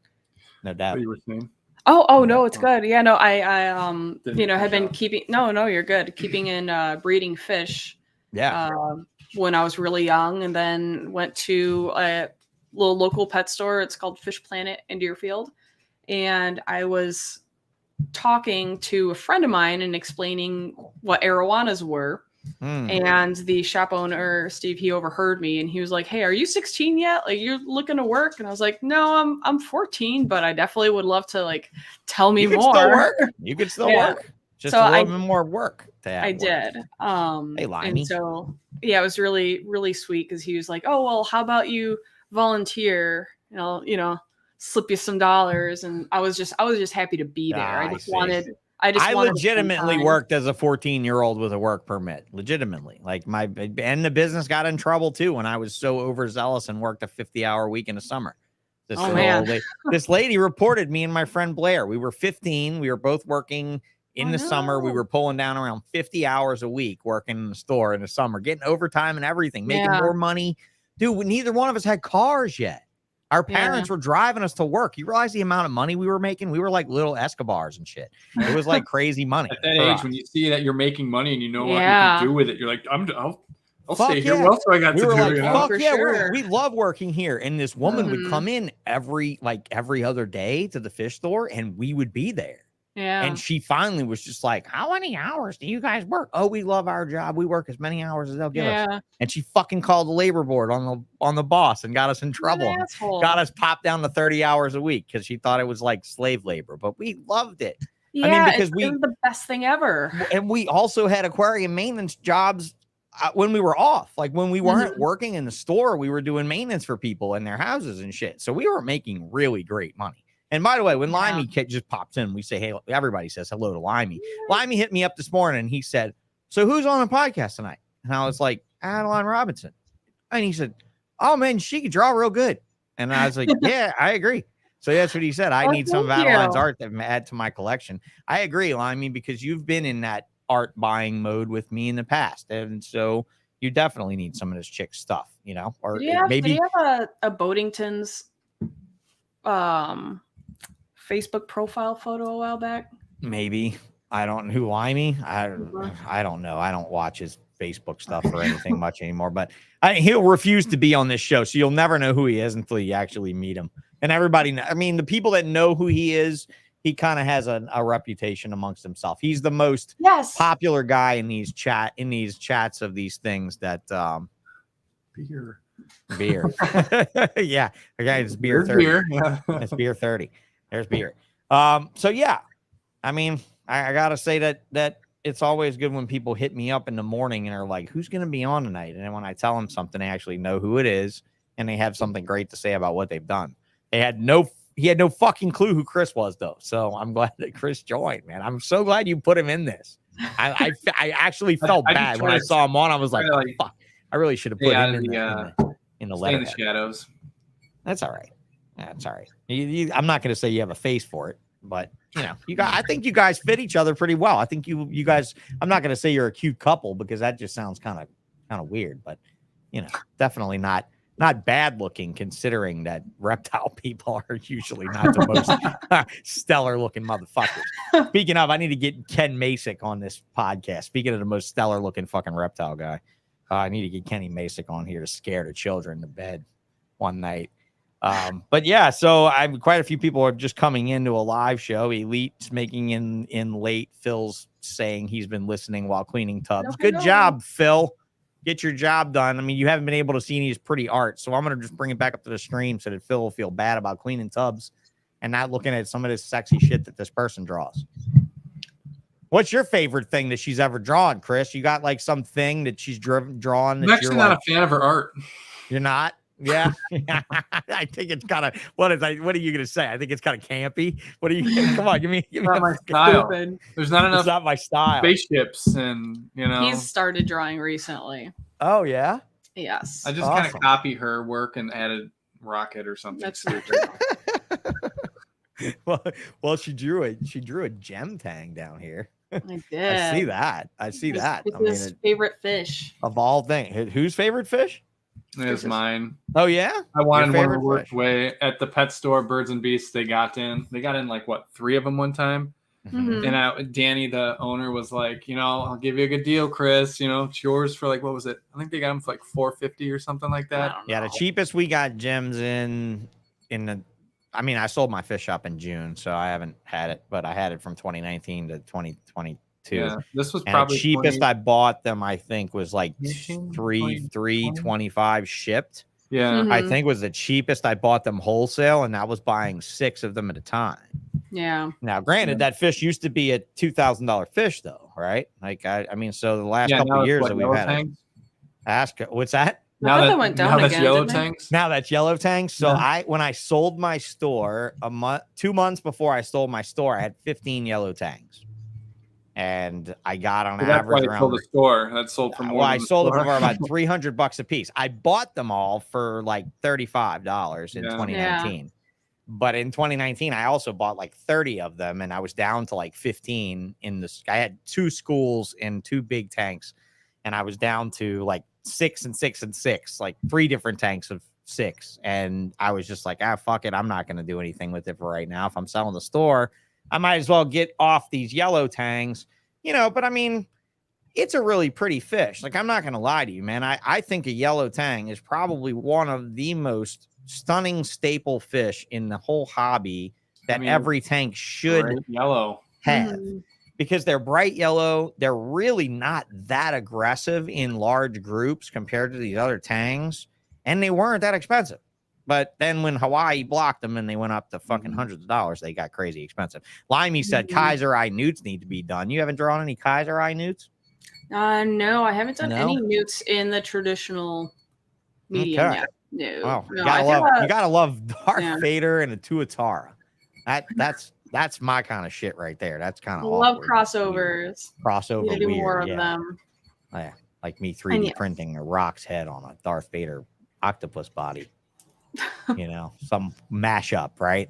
Yeah, but this kind of stuff's cool. So Chris says spaceships. What kind of what do you mean spaceships, bro? I mean, are you like gunning to be Elon's next artist or what? Oh yeah, absolutely. No, I don't think I have a sticker up here. I don't think we have any. Oh wait, no, I got. No, I saw the Oh, spaceship we've sticker. got Was one that thing. Adeline's? Was that That's your Chris. drawing or was this his? That's Christo. Oh no, I saw that. I like that. I was like, ooh, Well, that's to your be shit. honest, like Well, maybe you and kinda I will came up work with on the laser stuff. and I was like, "Listen, bitch, this is what you got to do. All right, I need a frog and a spaceship. Just do the line work. I'll fill in the colors." So she really just makes me my own coloring book. And I Oh, fill it okay. in. So She's you're like, a "Look at colorist. Chris's art." You're a colorist. You're not an artist. Yeah. Well, wait. You're an artist. I'm sorry. I've done Wait. some. I go to Comic Cons. One of my best Yeah. friends owns a comic store and locally here, and he throws these local Comic Cons. And so I've gotten to know more about comic books, right? And then and one of the things that I didn't know all the years of having comic books and then being a fucking dumbass is that comic book is drawn by one guy and colored by another. Well, drawn by one person. Sorry to be sexist. Colored by another person. And so typically you don't have a comic book that's both drawn and colored by the same 2 people. So apparently that's his deal. He's a colorist. So there you go. I'm a colorist. Well, You're you a drew colorist. the other Well, snake too. You've Yeah, done other stuff. I've drawn some. Right. Usually, But I I'm like, absolutely hey, I have a love the struggle with spaceship frog. with the scales. Like I'm not good with scale. Can you do this for me real quick? Can you know what? I'm gonna go have a quick. I'm gonna make some pancakes. Could you just do all this for me, and then I'll be right back. And I'm that's going to smoke a bowl and come in and I'll share the smell with both of us. So that you can complete this drawing. Yeah, I feel you. I was looking for something specific. I was actually looking for a close-up shot of that in the Instagram of the frog with the spaceship thing. And it was I saw it earlier. Yeah, I must have saw it it's on on the the website. website. Oh, that's it. Yeah. Let's jump over to the website. So this is AdelineRobinsonArt.com. we fuck off for the last hour of the show. If anybody wants to listen, they can. If they don't want to listen, they can go elsewhere. That's the whole beauty of YouTube being free. Which I learned something new, guys. That Mike's right. What's that? Mike's right. That Chris's Yeah. favorite color is banana yellow. Okay. Yeah. All right. Mike, you know too many details about people. He does. It's really weird. It's a little creepy. It's a little creepy. Your So the shoes? frog in the spaceship on a sweater. Yeah. It's unique. It's definitely unique. And I like this kind of shit. And I think this kind of shit would sell too to the off the wall people that are looking for something a little different. So tell me something else interesting. Space Garg, this is you too? Yeah, that was the first one. I like that. I can't remember what happened. We just got Posca markers, which are these. I think we were testing them out. We're acrylic, Mm-hmm. right? Big I think old- they're acrylic. Big old fat paint markers. Yeah. Yeah, they look like the markers we use on the displays when we go to shows. They Yeah, look I like think they chalk. literally They are. are. Yeah, they're the same thing. And Yeah. we were playing with a canvas, and I was like, she's like, what do you want to draw? And I'm like, oh, I got an idea. So we took the Garg that she had drawn, and I kind of traced it Mm-hmm. and put a rocket on it. And then we just kind of made this big So- piece out of this paint. I painted on a canvas, and then we ended up making prints of it. And this is you in the Venom Life hat Yeah. in the corner, which I That's like one this. of those- So this is the image that I saw earlier today that I was like, ooh, I wonder if they want to laser some shit with me. Because this on a laser Could be would be so cool. much fun because Yeah. you could break the colors down, you know? Yeah. Like you can and- break the colors down in individual cuts and you can stack them up and make them really three-dimensional. And I think that makes a really cool thing. I mean, I wanted to do more with the US Arc sign that Mike put inside of Phil's box. I wanted to do more with that. You have no idea how I wanted to like blow that out and make that shit like light up and everything. But then it would make everybody's stickers look like ass. So except for yours, you're the only stick. Yours and isopod.com's the only sticker that would have stood out in the fucking case next to my sign. But Mike was like, no, you got to just do a regular thing. So yeah, Space Garg was cool. I thought it was really different. I like that you're throwing your stuff in there, and I like that these things have your face in the bottom corner. that was her. Dude, that shit is great. That Well, shit is where great, was- Adeline. where's That's Conroe? wonderful. We were at That's at Conroe, Conroe. and I was Love just that. sitting. I sat down on my camera box, I think we had with me, and I was drinking my coffee, and I spilt it or something. And And that she was was trying to it. get me to take a picture, and I just was holding it, and I looked really sad. And next thing you know, Dave Levinson was like photoshopping it out and putting it all over the dumbest crap, Oh yeah. and Okay. it became a meme. That's it. It doesn't take Yeah. much when Dave gets a hold of it. That's it. It is a thing then. Bob It Boo is stuck it in all of his in a bunch of different memes, so it just kind Oh, of. you drew a Strophaurus head. Oh, I'm in love with that lizard. I'm sorry. Oh, they're cool. Ciliaris is one of my grail. Well, probably my bucket list lizard, gecko, maybe. yeah. Yeah, They're I just cool. never got past like the gooey nasty shit coming out of their ass at me. I never got past that part. I was just like, I don't know about this part. I don't know about this part. But yeah. So AdelineRobinsonArt.com. You can buy all kind of cool shit. You can buy stickers, you can buy t-shirts, you can buy prints, you can see incredibly fun pictures of this dude being sad after spilling his coffee in the corner of the I think that's great. And anything that he's been part of designing, I assume, I should has have to- it has in this the on it. description, like Mhm. The Yeah. buy Chris the collection. print. It's like a stamp. It's like a stamp of authenticity, Chris. It's your own little stamp of I authenticity. should have that as like instead of a signature, just a little sad picture of me in the corner. A sad picture of you in the corner, or Like maybe printed like a into it. sticker of you in the corner with like a little spilled coffee at the bottom of it Yeah. or something. There Like you just go. some little thing. You know, I think we're onto something here. Mhm. I'm doing I'm designing my hurricane website for my hurricane plastics business now, and I'm like thinking of hiding like little weird things in graphics in places that only I know are there, or It's that weird fun. symbols where people are like, "What is this?"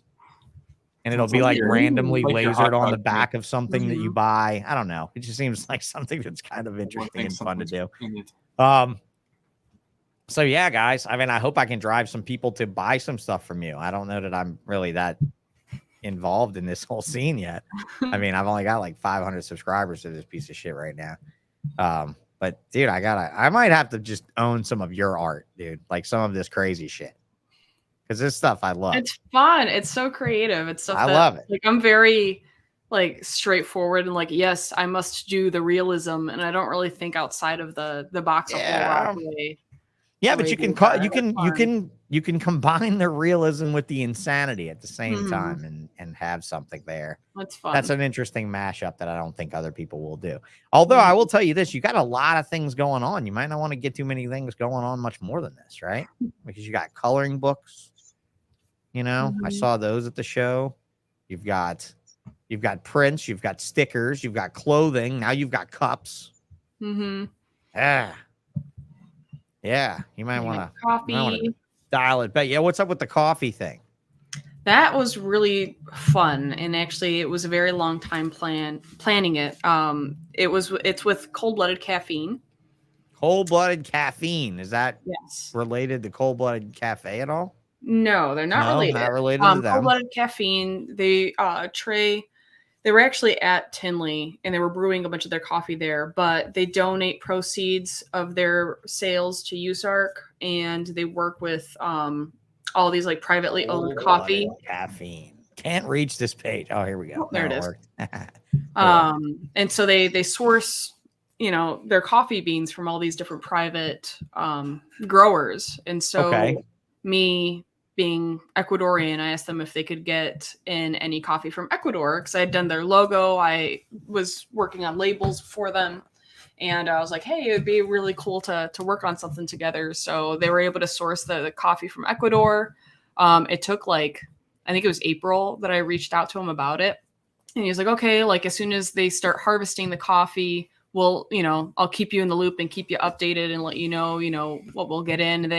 They do a lot themselves. I mean, they roast. I am admittedly not a coffee person at all, so I don't know anything about the coffee subculture other than when I was starting to announce my lasering and stuff. Somebody was like, dude, can you laser make these coffee things? And I was like, really?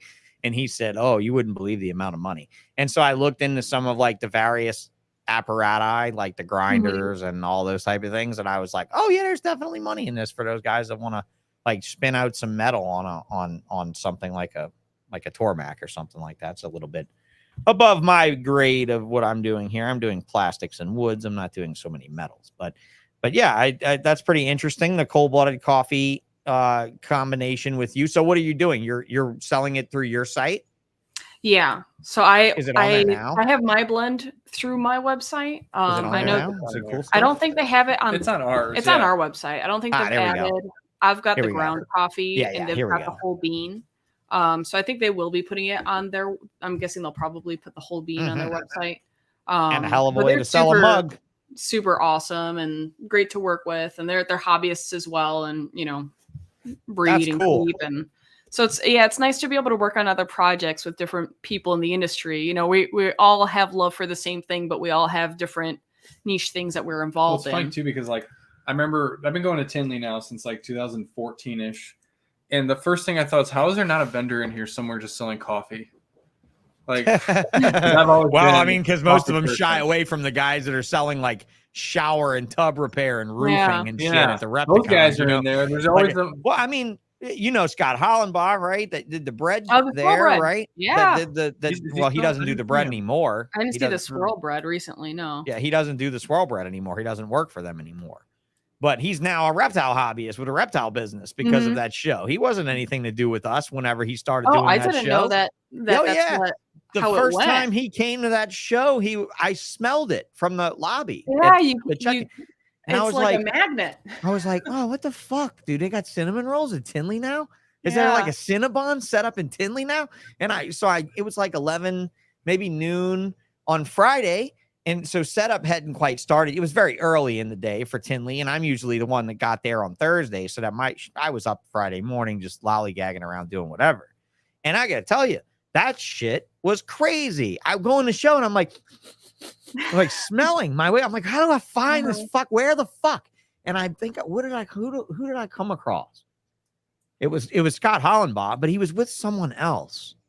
And it was somebody I knew. I don't even remember who it was, but it was an old school guy. It's been around forever, ever. And I was like, and who are you? I don't know you. And he's like, I'm Scott. I'm a bread guy. And I'm like, what do you mean the bread guy? He was like, the bread guy. And I was like, what the fuck do you mean the bread guy? What is this? And he was like, do you mean? smell it? And I was The like, Muffin Man. I smell cinnamon rolls. Right. The muffin man. The muffin man. Right. Exactly. Exactly. I was like, I fucking smell something and I didn't know what it was. And he's like, oh yeah, we're making French toast at the booth all weekend with the bread we sell. I'm like, that's fucking brilliant, bro. I was like, you're not in the front by the checkout counter? He's, no, we put in the middle of the show to where we drag motherfuckers in the middle of the show. And he was right across the aisle from Tim Bailey, who was my old best friend. And so I was like, fucking right. I'm just going to sit at Tim's table and eat French toast all Saturday and watch this guy sell bread. And really, I was like, I don't know how this is going to go over for you, bro, but I can smell it from the lobby. So we'll see how it goes. And that was the very first Tinley Park show that Scott set up the bread at. Wow. And it fucking sold like crazy. Oh And I yeah, we said, always had man, our freezer was always like Oh. stocked with them. Yeah. I always would take home a case of something, Yeah. give it away to people and all that stuff, you know. And I guess, yeah, you know, he just worked for the company. He was just a regional sales guy, and it was just something he wanted to do. And by seeing that we were all so cool and also easy to get along with, he got into reptiles, and now he's a reptile guy. So I might have him on this Off Topic Tuesday to talk to us about how to sell bread better than anybody ever knew, because he There you definitely go. knew how to sell bread. And the old guy who was with him, I was like, what is that, your fucking dad or something? He's like, no, he just works for me, but we work that. It works that way. It looks like Yeah. the young guy's selling the bread for the family business and the old guy's over there cooking it. And I'm like, well, you guys got a fucking racket. This is it. You guys are extorting motherfuckers that are hungry in the middle of the show. I'm It sure worked. that It so works. it worked. It worked. Yeah. I'm actually shocked that the Tinley Park Convention Center didn't say like, yeah, no, you can't do that because we have a conction stand in the front. No, Right. you can't do, you know, and sometimes that is how it works. They need the but- $1 grilled cheese guy in there. Yeah, right. Mm. I think any of that stuff could work. I mean, I'm Oh, yeah. in Chicago, so I always get massive pizzas delivered to the table. Yeah, That's we're all I do. grouchy But- psychos in the middle of shows like every time. Yeah, because you go to this concession, they're like, that'd be $87 for that hot dog, chip, and one drink. Yeah. Exactly. You At know? least you come here and you can get jambalaya at one of our shows. It's actually decent. Oh yeah, you're out of Folsom, food. right? I'm in Folsom, but I'm just north of New Orleans, right? So So This my place is family's Folsom. from Folsom. no way. Yeah, I saw that. Louisiana? Actually, I think I Yeah. saw that on your Morph Market, and No I was way. like, "No shit." Yeah. Yeah, No my family's fucking from way. Folsom, and like How nobody is knows that? Folsom. How is that in Louisiana? Not Folsom, California. Folsom, No, We used to Louisiana. go visit it all the time. Wow, really? That's interesting. Yeah, this is actually the edge of Folsom. This is actually the Folsom edge that's not even in What the was the same I know the street county. was Robinson Road. Robinson Road. Let me look it up. It was out in the So country. they had their own road, Robinson Road. Yeah. All right. Mhm. Wow, that might be an old name around here then if you had your own road. Her Jeez, family that's goes wild. back like 8 billion years. That's in pretty this wild. country. Yeah. Yeah, it's pretty. And heavy you family have Central history. American roots, Yes. and you So ended my up mom's here of all side. places. My mom's side. My mom. Was the family in the horse Ecuadorian. business? No, No, ranch but- business, horse but business. there 'Cause I was have a horse- lot of horses around me. A There's- lot of big Oh, horses. I know. around me. Big horses around me. Well, yes and no. There's horse people in both sides of Right. the family. So my mom's side is from Ecuador. Mhm. And like my great grandmother used to ride, and like my family used to ride there. And then my family from Louisiana used to ride a lot as well. So my great grandfather used to play polo a lot and used to do a lot of work with Okay, horses. so here's the deal. My property right here where I sit, this room that I'm in right now, where this microphone is, was the polo field. That's This property crazy. was 5 acres. I'm in the middle of the polo field right now. Hmm. This was the old polo field that your grandfather probably played polo on. Yeah, I live in Polo probably. Farms. This building is in Polo Farms, which is a 2,000 acre clearing that was originally a polo farm. That is insane. That is an Whoa. insanely small world. Wow. It Well, it's nice to know that you got away from here and grew up in a place that had even more culture than here, which is wonderful. I mean, you go from around We New love it Orleans to down- around we- Chicago. We talked Those about are- moving down there. Yeah, we almost Well, did. I tell you what, if you ever want cheaper property, that's okay. How about this? This is fair. This is a fair thing to say to you right now. You have a business that could be fucking anywhere next to a shipping hub, you know, and it doesn't even need to be anything that has anything to do with a climate at all. Mhm. So I'd be finding the cheapest place in America to live where I could have the biggest fucking house that was made possible by the least fucking drawings. That would probably be me. I mean, if I'm really examining my business, because honestly, as many times as I wanted to move away from here, it never made sense. Ever. Never made sense. Slimy, I'm going to say that. You're right. Who eats Tinley? Who eats salad in Tinley? Times have changed. Yeah. Well, you got to eat salads to break up all of that other shit if you're going to try to do business. So Folsom, Louisiana, that's bizarre. We're going to have to talk about that a little bit more. Yeah, I'll have to show behind you the scenes the and stuff. address Yeah. too. Yeah, because if you guys ever come down for anything here, Reptile Show wise, definitely hit me up and take you out to eat and show you some decent food here and stuff like that I'm sure your family does miss up there in the Great Lakes area. Right? Oh, hey, so much. Yeah. So, Chris, where are you from? Up there? Yeah, from here, where we're at now. Born and raised, family born and raised. Yeah, pretty much. Yeah, So just the North Illinois type folk. Oh yeah, All don't right. you know? Don't you know? Yeah. Okay. Yeah. Oh yeah. I mean, I love the city. I love the aquarium. I love visiting there. I mean, I'm I not hate ever. Chicago. I don't ever really look. I'm in a wheelchair, bro. It's an old city. It's like New Orleans. It's not Yeah. very friendly to me. It's not very friendly to me. Like I wanted to go to the pet People stores aren't in the friendly in city. general. Can't get in. Can't get into the pet stores in the city. Can't get into the fish store in the city. That's right around the corner from like the Drake Hotel and shit. Can't even get in there because you got to walk up steps. There's just no chance, And I always like to go to old cities like that to visit their old retail stores just to see how they run because it's fascinating to me. Because you obviously were in like a suburban area, right? Like you're north of Chicago enough to be. We're about like an hour away. Right off of 90, pretty much. So yeah, I grew up in the city, but she we're grew an up hour from away. Chicago. Yeah, I mean, you're not in country, but you're not Outskirts. in the thick of it either, right? Like, Yeah, so it's if you want to we're go literally, anywhere like, in the right city, it's taking between you Rockford fucking. and Chicago. Okay, all right. So yeah, you have a little bit more of the freedom out there. Yeah. So yeah, I mean, look, CRM says my daughter sold $1 2-ounce cups of lemonade at a show. 2-ounce cups? You better been 12-ounce cups. What are they doing? Shots? And made September at $104. I mean, yeah, For a dollar, that's a lot of money for 2 That's ounces. a lot of that's a hell of a fucking conversion. She said 20 ounces. He Right? corrected it. He corrected it. Said 20 ounces. There's a little bit of a lag in the chat. It just popped up on my screen, 20 ounces. But I was gonna say, damn, I'm gonna start saying, guess what I'm gonna do? I'm gonna undercut your little girl. I'm gonna cut you. I'm gonna cut her legs right up underneath her. That's right. Tell her if she's gonna compete, CRM, she better compete with no legs because I'm gonna take them out. That's pretty funny. So I mean, this has been a successful little podcast. I've enjoyed this. I hope you've enjoyed this. I mean, I just kind of go until we go, And if anybody in the chat's got any more questions for these folks, I'd love to hear them. But I know the first and next time that I go to a reptile expo that you are there, it's going to be a dangerous time that I'm sitting in front of your booth. And it's only because there are so many things that are on your site and so many things on your Instagram that I just love. Love. I try to make fun stuff, and like the one of the biggest things that keeps me going in this and is seeing how excited people get about it, because I feel like I kind of maybe I take it for granted because I'm creating it and I don't really, I've made it. I don't really think about it that way, but when I see somebody else see it and get excited, it's like the best thing ever. So well, Bosa says the shirts look fire, and I agree. The shirts look great. All the art pops. I think all of it looks great, and I know that's got to be a big thing for you when you get to the show, and you do have that. It charges you for the next one, right? I've noticed that when I've not gone to very many of the bigger shows here this year or in the last few. I haven't been to any big shows since 2019. In that, the further I get away from that scene, the less relevant it all feels to me. So, yeah, I always have like a gazillion ideas after shows. I'm like, Chris, we gotta do this. I gotta think about that. I'm thinking about this. And by the time we get home and get everything unpacked, we forgot them all.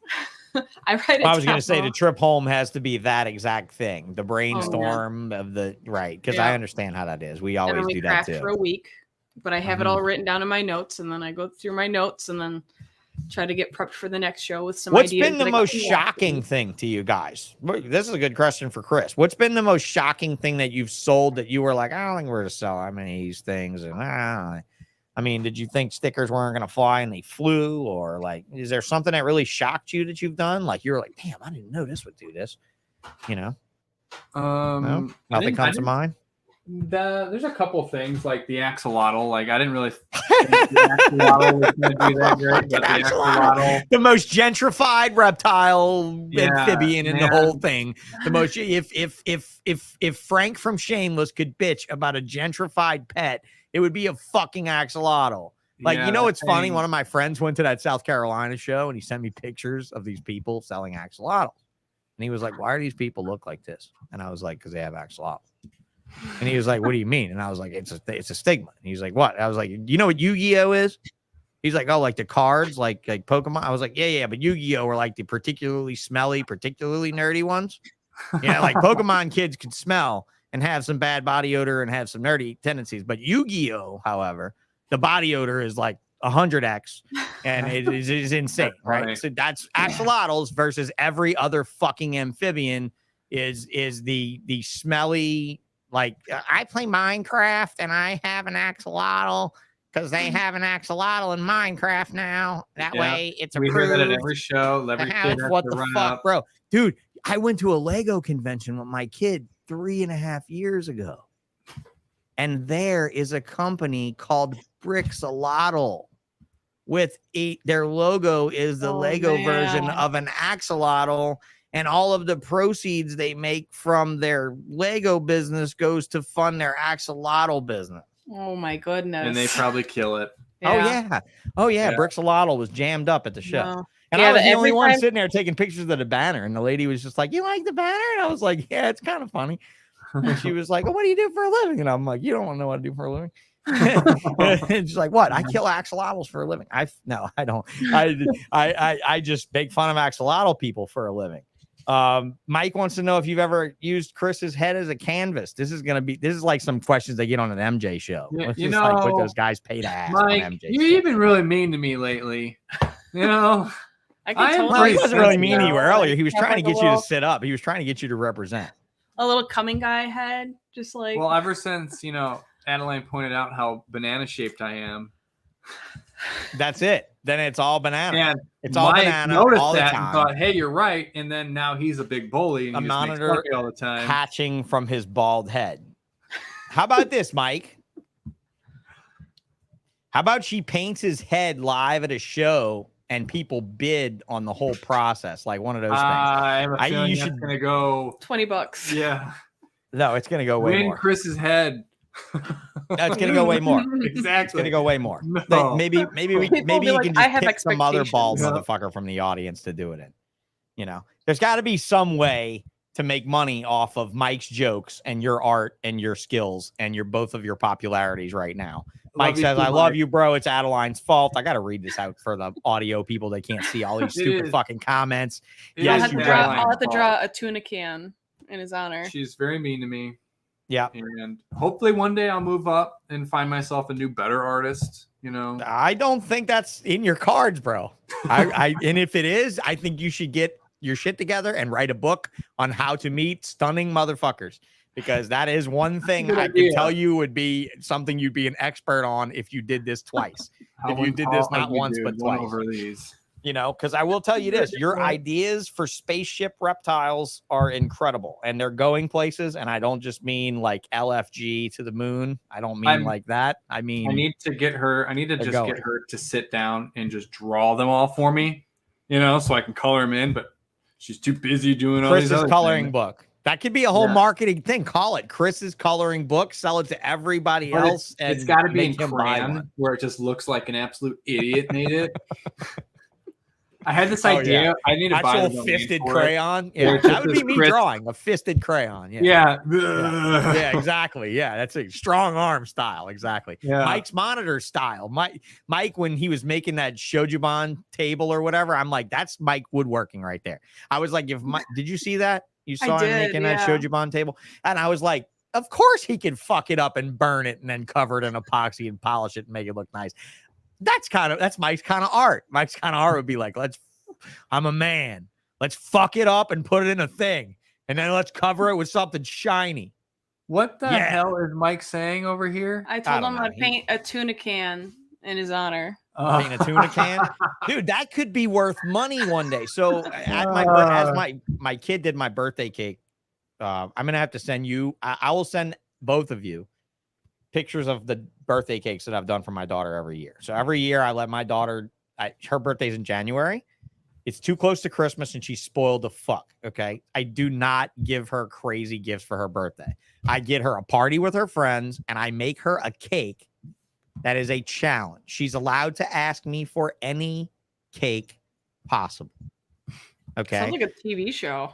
Yeah. Right. Only because I was like, I'm going to do this while you're a kid until you're into your adulthood. And then you're going to remember this for the rest of your fucking life. You're never going to forget this until you have Alzheimer's. You're never going to be like, what did dad give me that year? No, it's not going to be like that. It's going to be me in a kitchen cursing and being angry for an entire fucking day. Investing all my money. Look, I spend money now. Listen, I go to fucking Hobby Lobby and buy all the icings and all. Dude, it's cost me so much fucking money. And most of the time, the party the little girl gets already gives them a cake. So they don't even touch the cake. You would think at this point that I could get a good-looking housewife's number based on the quality of the cake. When you see the cakes, you're going to be like, dude, I can't believe you can't even get a number. I can't even get a number. Not even from an unhappily married one. I like can't really even need get a to see number. these cakes. So yeah, I got to show you the cakes. I'm not going to show them to you on the air, but I'll send them to you afterwards. So yeah. So Mike says, amen. I made all my eight of my kids' cakes memories. That's wonderful, dude. Oh, I that is met a girl awesome. on Facebook posting this stuff over the years, and this girl wrote me and she said, my dad made my cakes like kind of like you did, but not anywhere near like you did every year until I was 22 years old. And I'll never forget a single birthday that I spent with my dad. And I was like, wow, that's pretty cool. I'm glad I had this idea already. But every year now the girl is like, what am I going to pick this year? Because it's already been like a 3-dimensional. Yeah, it's already been like a 3-dimensional doll. Like the doll had to be like a cake all the way around. Like it had to be a real, it's not just a fucking cake, right? But she makes me this cake yesterday that looks like, I don't know, the Cookie Monster shit this cake. Like, I don't really know what to tell you. This cake is fucking horrible. Okay. Terrible.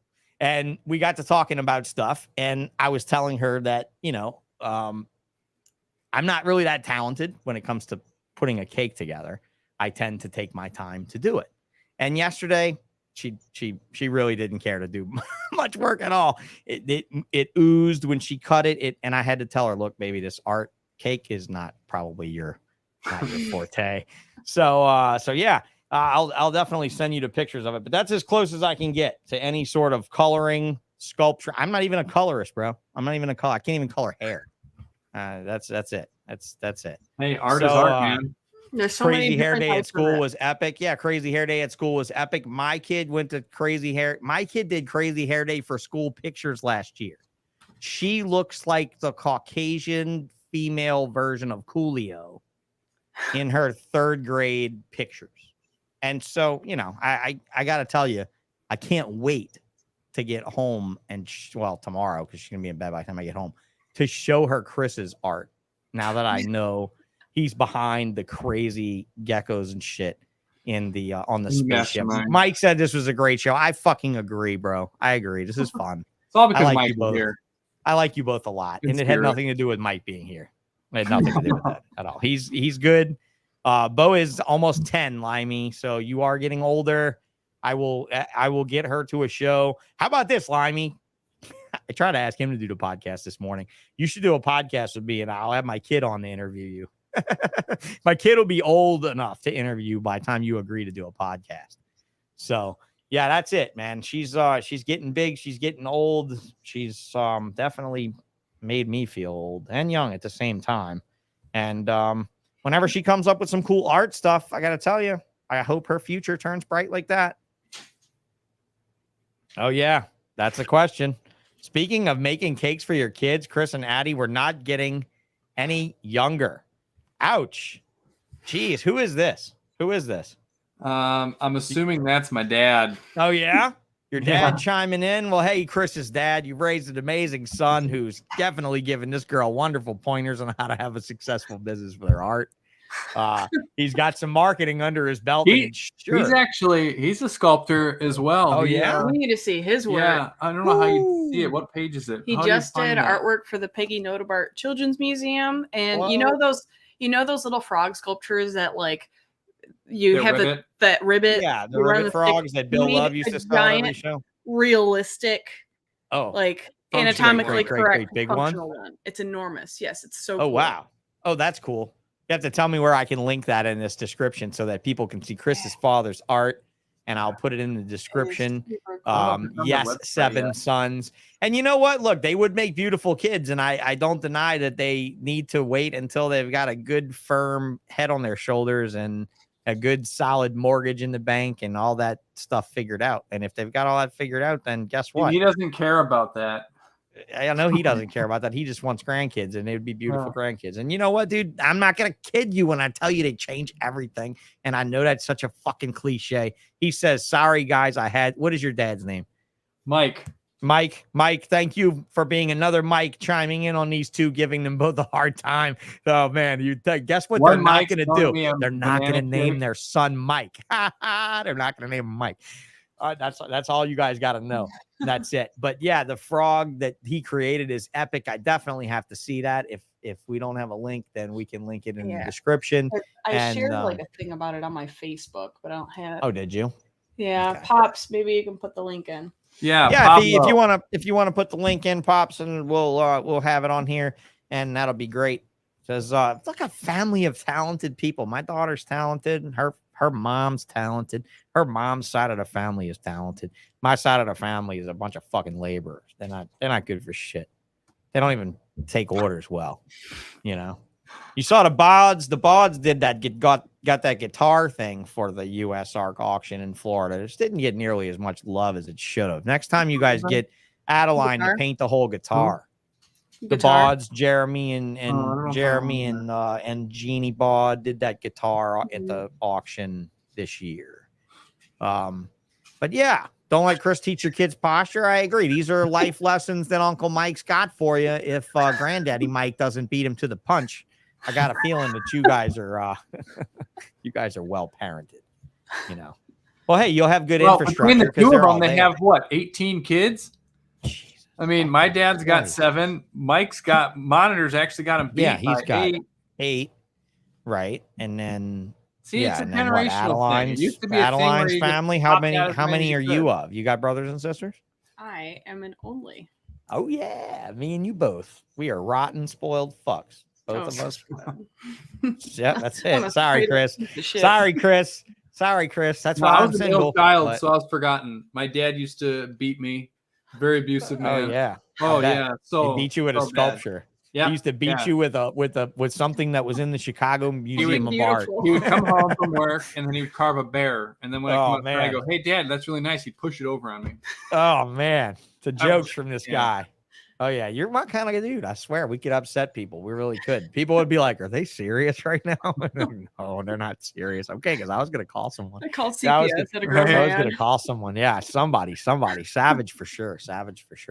Well, all right. Yeah, we had fun. Before they give you too much of a hard time much longer. Are you guys married or not? It's okay if you're not, because I'm not really a believer, so it's all good. I'm not a big believer in the whole like let's bind ourselves together so that we have to pay a lawyer to get apart from each other. I don't really think that's great.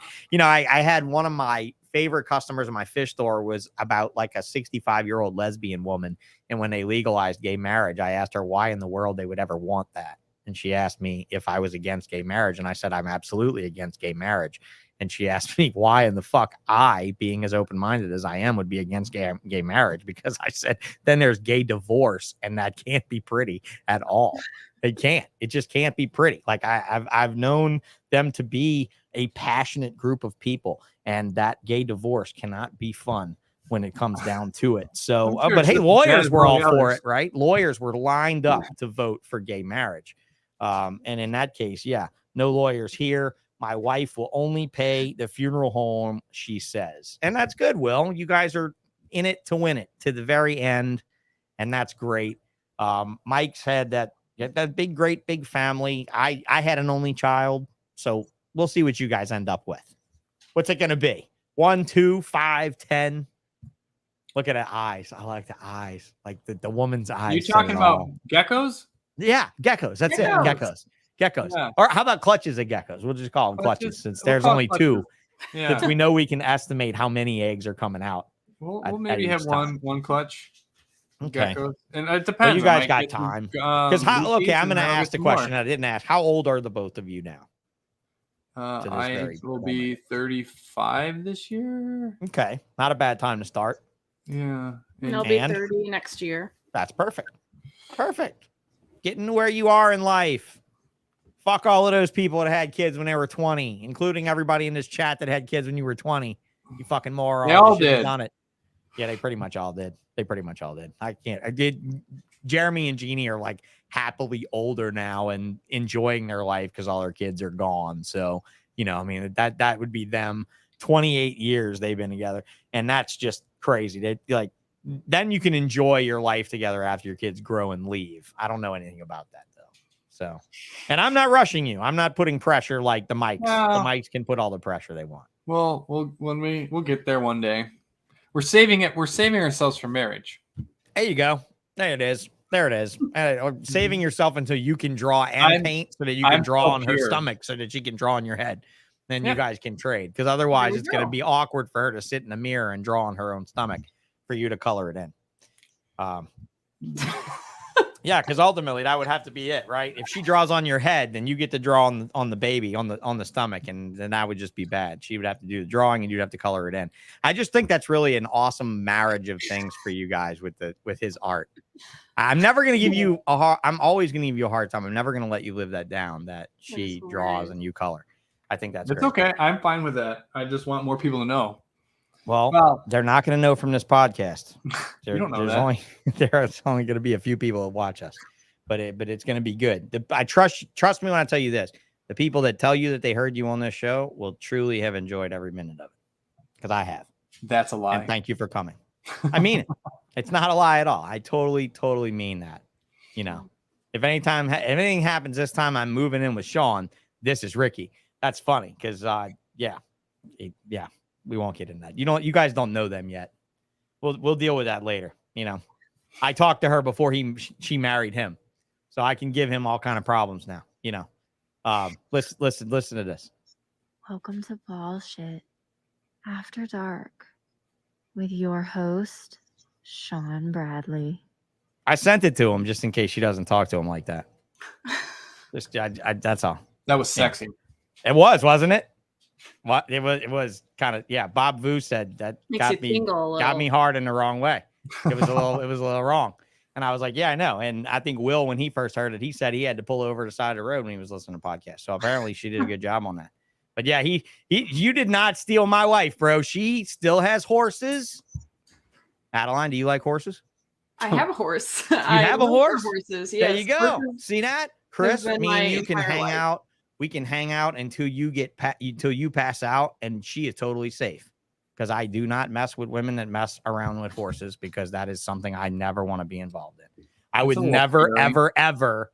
That was it. That was the straw that broke the back of my Operation Becca before she was Becca Savage. And that was it. As soon as she told me she was into horses, I sent her an article on 10 reasons why you never date a horse chick from Maxim magazine. And that is it. They're all true. That's it. They're all true. Indeed. So that's why you have this kind of nonchalant attitude, bro. You know that you are the second thing that's important, or the third. It's been beaten into me. She's abusive. Yeah. It's okay. And she likes horses, so it's how it goes.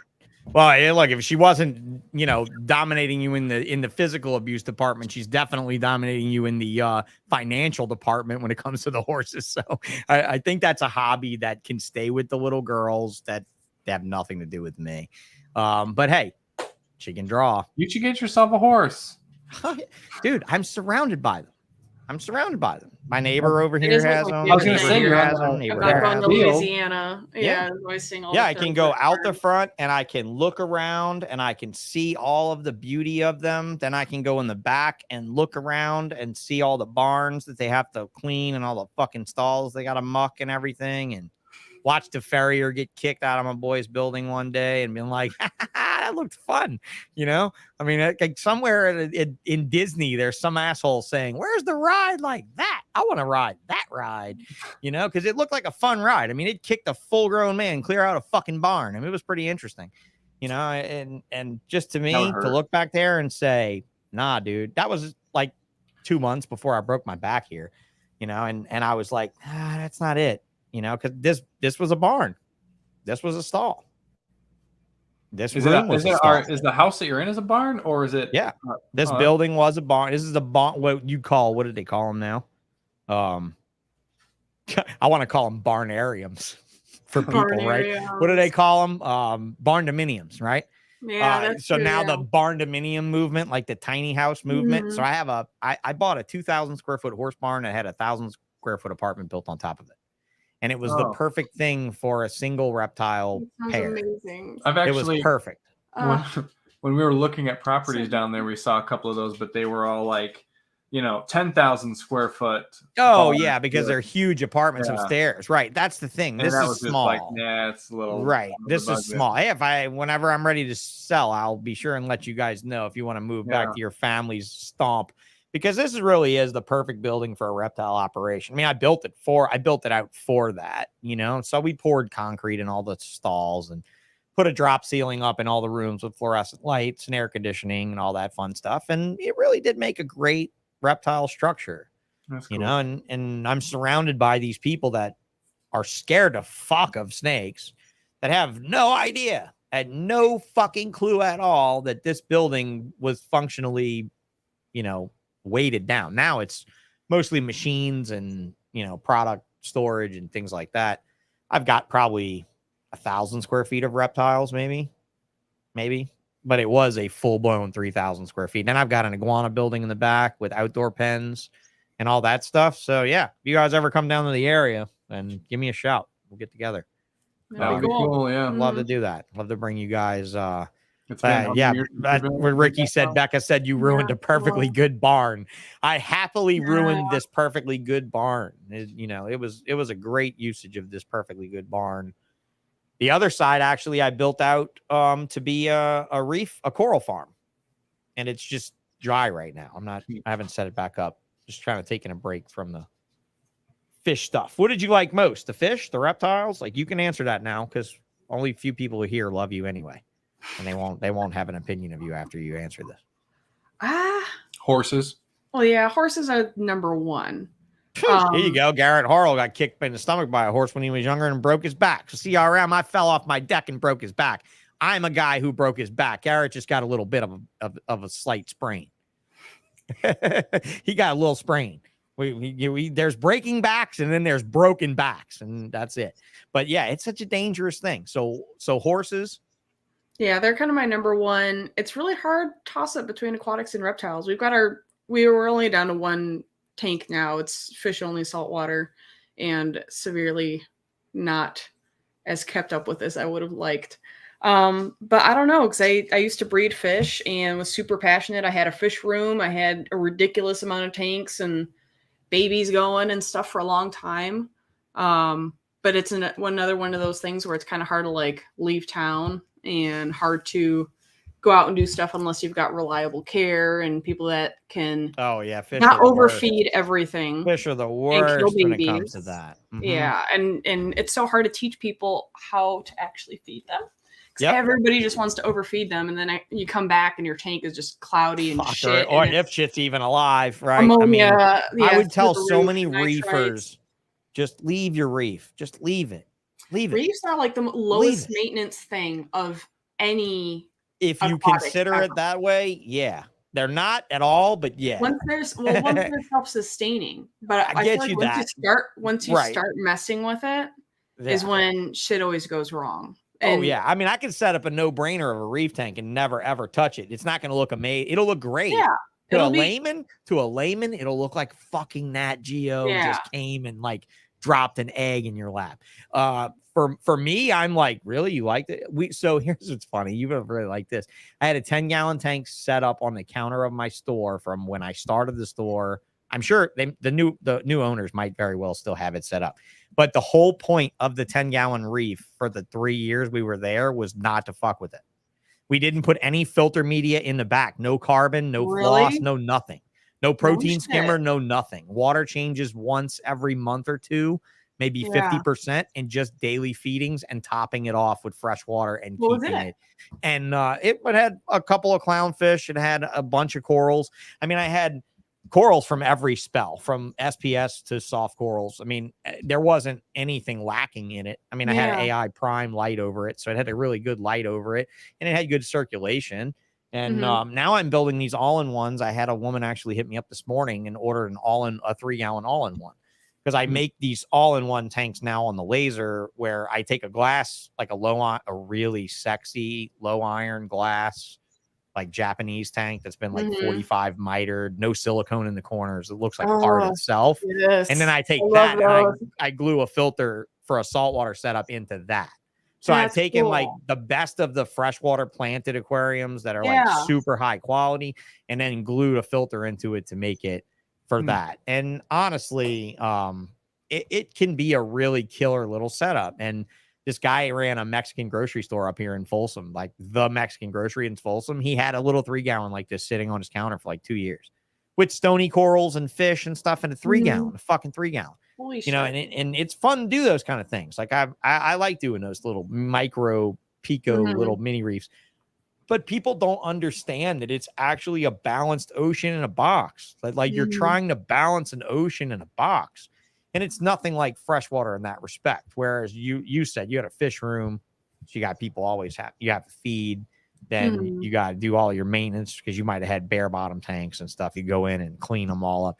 Yeah, it's a lot of fucking work, and the profit's not really there as much as it should be. I think fish people are coming around, though. I really think they are. I think they're getting somewhere. Well, the game's changed. The technology has changed so much. Like when I was a kid, you know, my parents, they had seahorses that had babies and octopi that had babies, and they didn't know how to like figure out their filtration system with all that. And they're like, oh, saltwater is tough. Saltwater is going to die. It's almost impossible. Like they maintained saltwater and they kept it, but they were trying to get me more into freshwater so I wouldn't.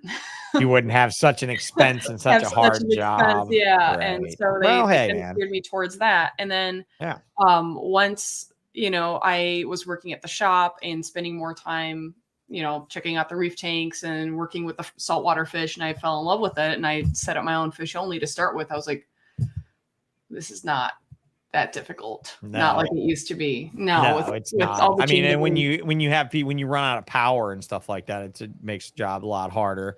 Mike says, I love how you're typing like a fucking godfather, like you're in Goodfellas. All right. Use need Mertens eye fish and monitors all in one. I want to ask you that, Mike. How often do the Mertens predate on the fish in that display? Do they eat them ever? Or are they just too fucking lazy because of the way you feed them to actually hunt them? I'm just curious of my own way. They're doing business on their own in the chat. I'm glad I can link you two great motherfuckers together, because Savages, if you want real monitors that are fun, you live in Florida, Mertens eye would be amazing for you. Cool. I would say, I mean, it's the diamond python skinned fucking monitor lizard, so it's already one of the sexier ones around to me. But having a water monitor that's not gargantuanly huge, that can swim around in an aquatic thing, you have no idea, Mike, since I've had you on this podcast a month ago, how much I've been looking around here for a place to set up something large and stupid. The cool thing about the Mertens too is anytime you look over at a Mertens enclosure, they're doing something.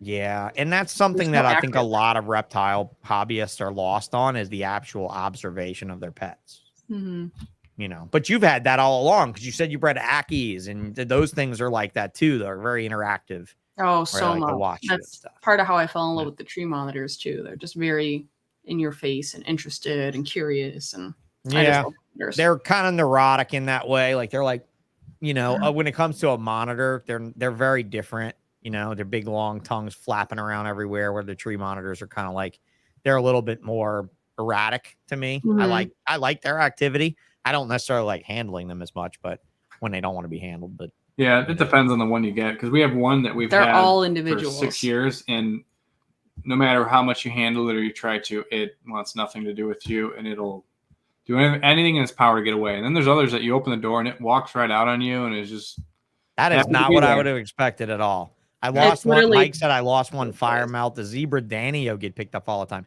That's not what I expected, Mike. Zebra danios, really? They'll like get them together with their tail and eat them. That's a fish that's this long, people. That fish is only an inch long. That's pretty interesting. But in a school, I can see that being good eating. right? Like Adeline knows. She fucked with Danios before. She knows. You know, if I was feeding on a school They're of freshwater tiny. fish, Danios Yeah. would be the thing to feed on because they're all in a ball, and you can probably get a Mhm. bunch of them in one bite. That's pretty interesting that they use their tail like that. That's probably Mhm. very awesome to see. You know what I like watching hunt? Marine beta. You ever seen a marine beta hunt in a tank? They waddle sideways Watched them and they hunt use that. their eye. They curve their body around the vision of the prey item so that the animal automatically looks at the spot on the tail as the eye. Like they give the prey no option but to focus on that part of the body of the fish by curling its body and approaching its prey like that. And That's then when cool. they get it in a corner, because they're a grouper, you know, marine beta is like a grouper. It's got a big fucking mouth. So Mhm. they get it in a corner and they just spin on it and just swallow the whole fucking thing. You know, and it's kind of interesting if that's the way it runs it, just like the marine beta. That's pretty cool. Mike said my wife runs her father's fish wholesale business for 38 years. Danios are less than a nickel each. Yeah, for sure. And that they do hunt them the same way. That's very cool. Very, very, very cool. All right. Well, you guys are a bunch of cool people, making me and my snakes and boxes seem really dull and uninteresting. So I'm going to let you go. Make somebody else feel bad. Go make Chris feel bad. I'm pretty sure that's what you I'm did. a natural at that. Yeah, you're a natural, a full timer, maybe even overtimer at it. Yeah. Go make a giant painting of a hammer and push it over on it. Yeah, that's it. I mean, it sounded like that was the way to do it, right? Like your dad would sculpt a bear and push it over on you. Yeah. Like, yeah, Adeline's going to hit you with a hammer. She's going to draw a big fucking hammer and push it over on you. Thank you guys so much. I think everybody here enjoyed this. Thank you. Thank you for having us. This was good deal. It was super fun chatting and shooting the shit. And it's fun because there's just so much to talk about and with aquatics and reptiles and art and everything. So it's a lot of fun. And I think we can revisit this in the future as well with some more, you know, just kind of off topic bullshit along the way.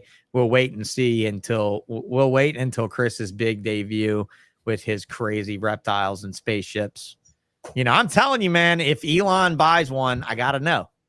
I got to fucking know. I've been talking to him, but it's not it for one designed. Look, if Adeline gets big enough, and she's pretty close to being big enough, bro, you can probably afford to rent that digital banner over SpaceX that all the crypto guys rent all the time. It does work, bro. I've bought a couple of cryptos that went on that fucking banner, and that shit works, man. Huh. The big light up banner goes right over the entrance of SpaceX, and you can rent. It's what all the crypto projects rent, that banner to target every person driving into SpaceX. It fucking works great for business. But yeah, one day you might blow up like that. Call them up and ask.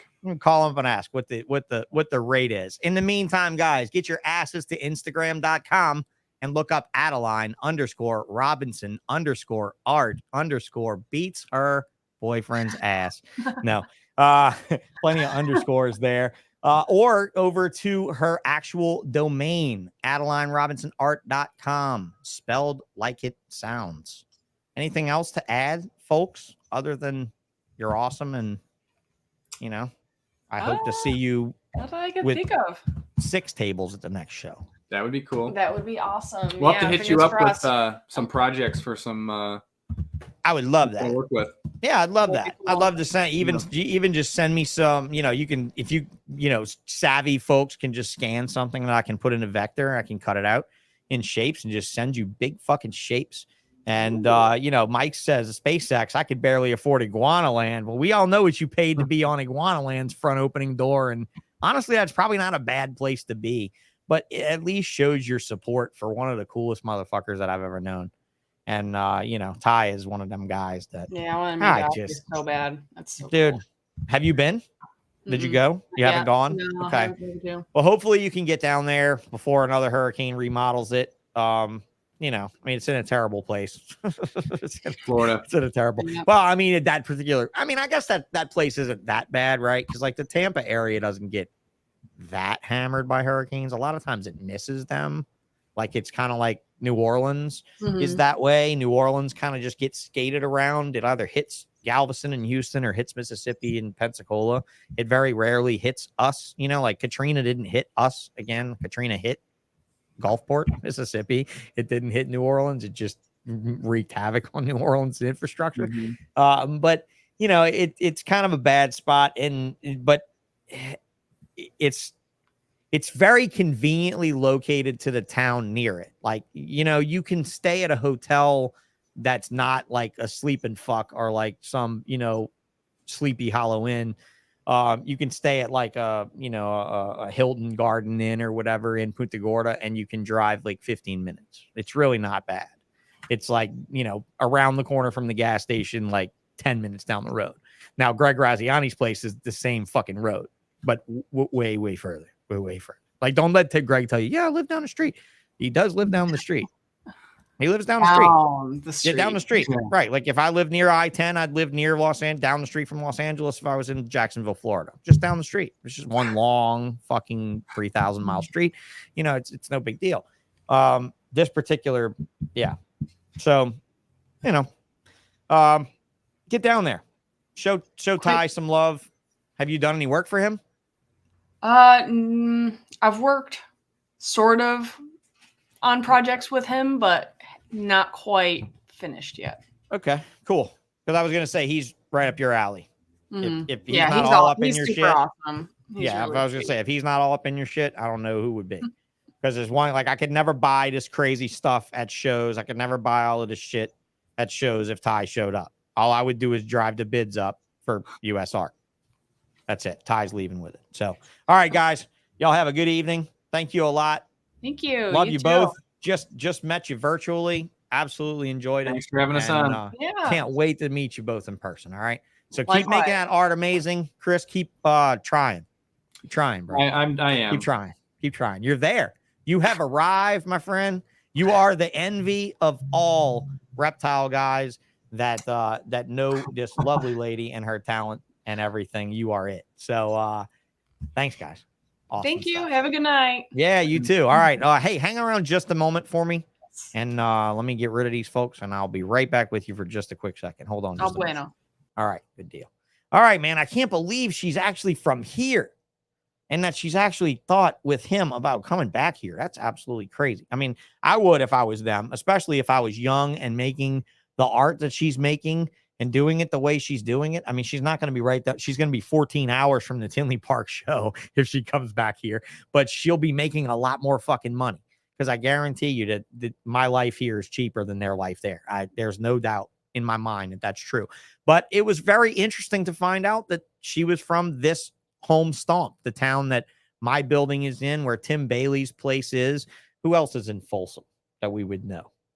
Just me and Tim. I think just me and Tim. I don't think Nick Markham used to be in Folsom too with the Hognose. Nick Markham used to live down the street from me and Tim. So oddly enough, I think Nick just moved out here because we were out here and he thought he'd be a more successful reptile breeder if he was out here. But I don't think that it really ever held a candle to Atlanta or South Florida.